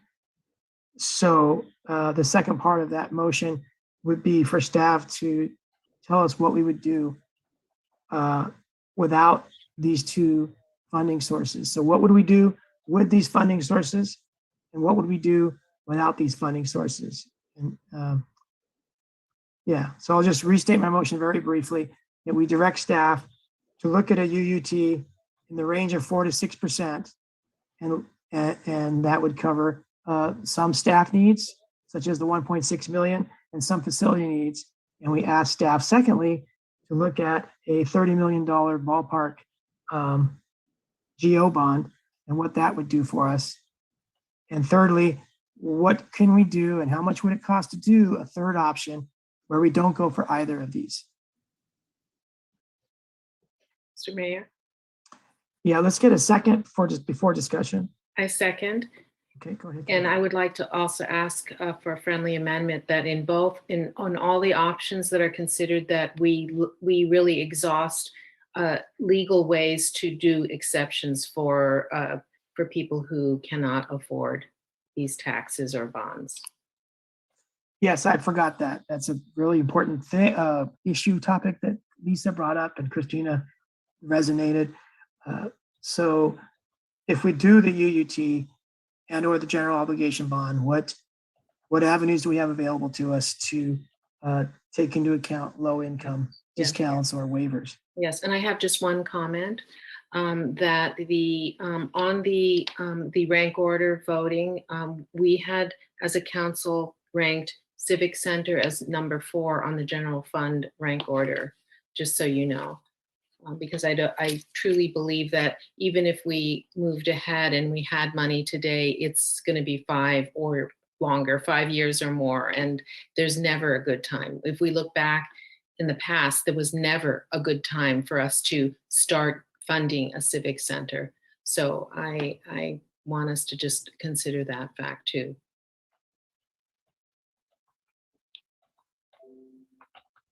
May I ask a question just on follow up with that? Kathy, I am looking at the sheet that our priority sheet that was part of our packet. Yeah, these are not prioritized, by the way. This is the consolidated list. And actually, I was going to put the mandatory urgent rank list that we went through in April, and then the general fund ranking order that we went through. So this is not a prioritized list. This was the consolidated list. And so, the Civic Center one was, is number 83, but it was ranked number 4. So just as, for example, if you look at 87, the Vince DiMaggio Park rain gutter is number 87, but it was ranked as number 9. Just as number 10 on this list is determine how to implement development of Cypress Knolls. That was very high up on our urgent mandatory list. So we'll get the rank orders in, but this list is just the huge list of everything that we rank ordered. Okay, thank you for the clarification. Mm-hmm. All right, let's go to Lane. Can you repeat the motion as you have it written down? Yes, so it gives us some direction to look at what other cities are doing with the UUT, both at percentage from 4 to 6 range. Look at a smaller geo bond around the $30 million range, and we'll look at all the options associated with that. Also to look at our city facilities that we have here and rank them. And also to look at a much more pared down cost. And so we would work with the architect to see what options we could do to pare down the size, pare down the square footage cost, what we could do without. Also, what we would do if we didn't do either UUT or the geo bond. Also look at legal ways to allow people who are low income or lower income to be exempt from either one of these. And I think that was what I had. Yeah, and the only thing that I meant to include, but it probably didn't say it well enough, is that the UUT 4 to 6% range, what we can do with that should include the 1.6 million for staff and then the bulk for facilities. Okay. Okay. Now, just a very brief comment. It wasn't in my motion, but because it's not really relevant to tonight, but I would like to look at getting those staff that are critical that you've talked about tonight, using one-time monies, if we can line them up with some conservative approach and be able to afford them before the UUT passes. But even if the UUT doesn't pass, look at the sequence of expected funding with which we could sustain this 1.6 million staffing. But that's not for tonight. But I think you talked about having another session on CIP, and I think that we could add to that this discussion of staffing with a sequencing not relevant to UUT or general obligation bond.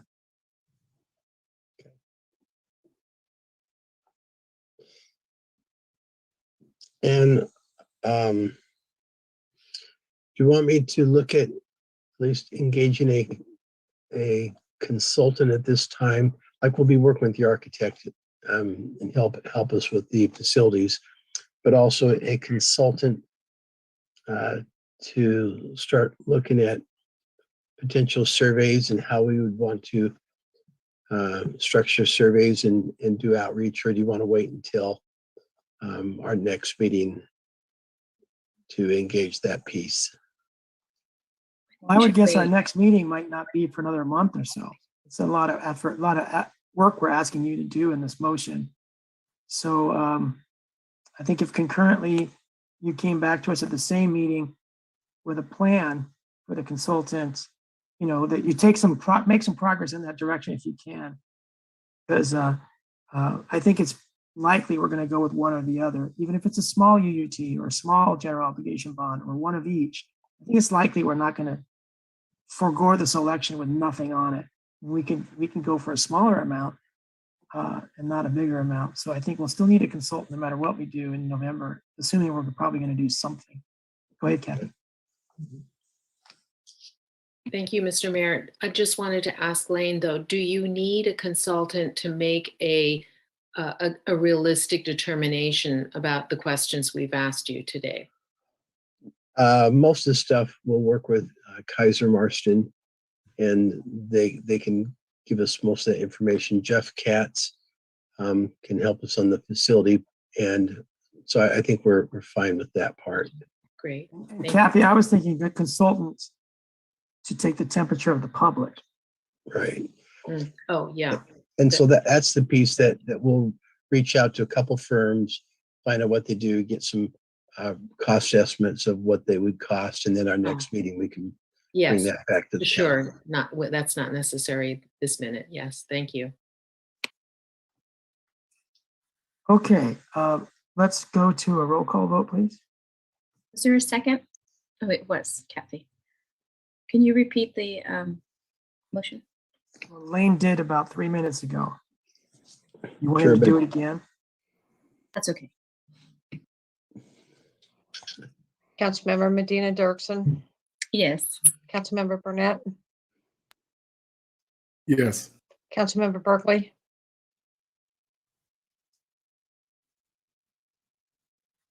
Councilmember Berkeley. She's muted, she's trying. Okay, Mayor Pro Tem Biala, Yes. Mayor Delgado. All right, thanks for everyone for hanging in there as late as we did tonight. Thanks for the public for Anita, hanging that in. was a yes. I'm sorry, my mute was not unmuting. So thank you, Mayor, everyone. Great Can I- input. Our police chief and fire chief. Thanks to everybody tonight. Yes, Lane, go ahead. Can I just update you on, so our next city council meeting is next Tuesday.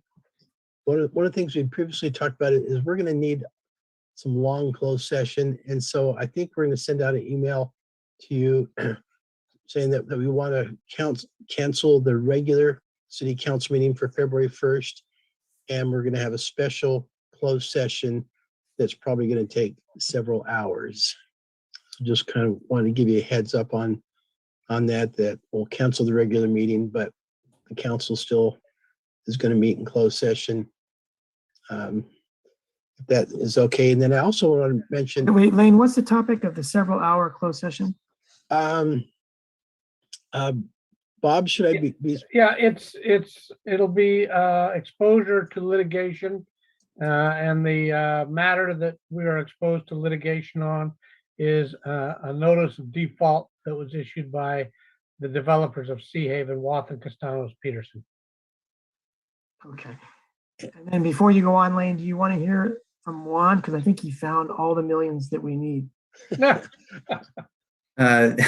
Yeah. I wanted to get maybe some additional direction. It sounded like council was all on board for the Measure X bonding that we need to do, and as well as the 3.4 million potentially from the ARPA fund. So it sounds like we're good to go on the sort of the administrative things that we need to do to move forward with that kind of project for street repairs. Yes. Do you want a motion on that, Lane, or did you get our collective decision? I think that's good collective decision because we'll come back to you with official resolution. So, okay. Thank you very much, Juan. Those are big pieces. Thanks for filling. And those in. Mayor, I also want to recognize one of our attendees is Carlos Vega. He is our new deputy fire chief. And I don't know if he is able to be pulled in, if you want to say hi or, but we're very excited to have Carlos on board. Carlos, if you're not having a bad hair day, you can turn on your video, but you don't have to. Must be still trying to figure out how to do that. I think he left. There he is. Hi, hey, how's it going? Hi. Hi. Carlos, Hey, well- introduce yourself to everybody. It's No all- bad hair day. That's good. No, I have that hair day today. Yeah, I wasn't planning on getting today, but just kind of getting a head start and kind of finding out what's going on with the city of Marina. My name's Carlos Vega. Coming from you guys originally, I was born in Mexico. I came here when I was 10 years old. I lived in South County for most of my life. I've attended NPC, the police academy once, and then I kind of finished with fire. I'm currently still an instructor at the NPC Fire Academy. I'm involved in a lot of EMS, QI. You mentioned it. Currently, administrator captain in my current position. Been in Greenfield for about 14 years, and now making that transition over to Marina.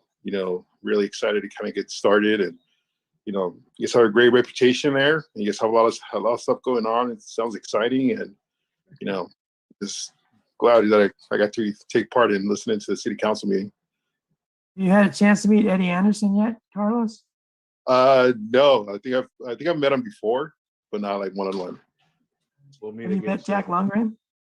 Yes, I did talk to Chief Lundgren plenty of times before he left too. He was because he was part of a association too, Knights of the Rose, and that's something I belong to Knights of St. Michael. So he was also a member. So I did definitely get a chance to talk to him. Great. Well, welcome aboard, Carlos. I Appreciate want it. to say Greenfield is crying because they miss you already.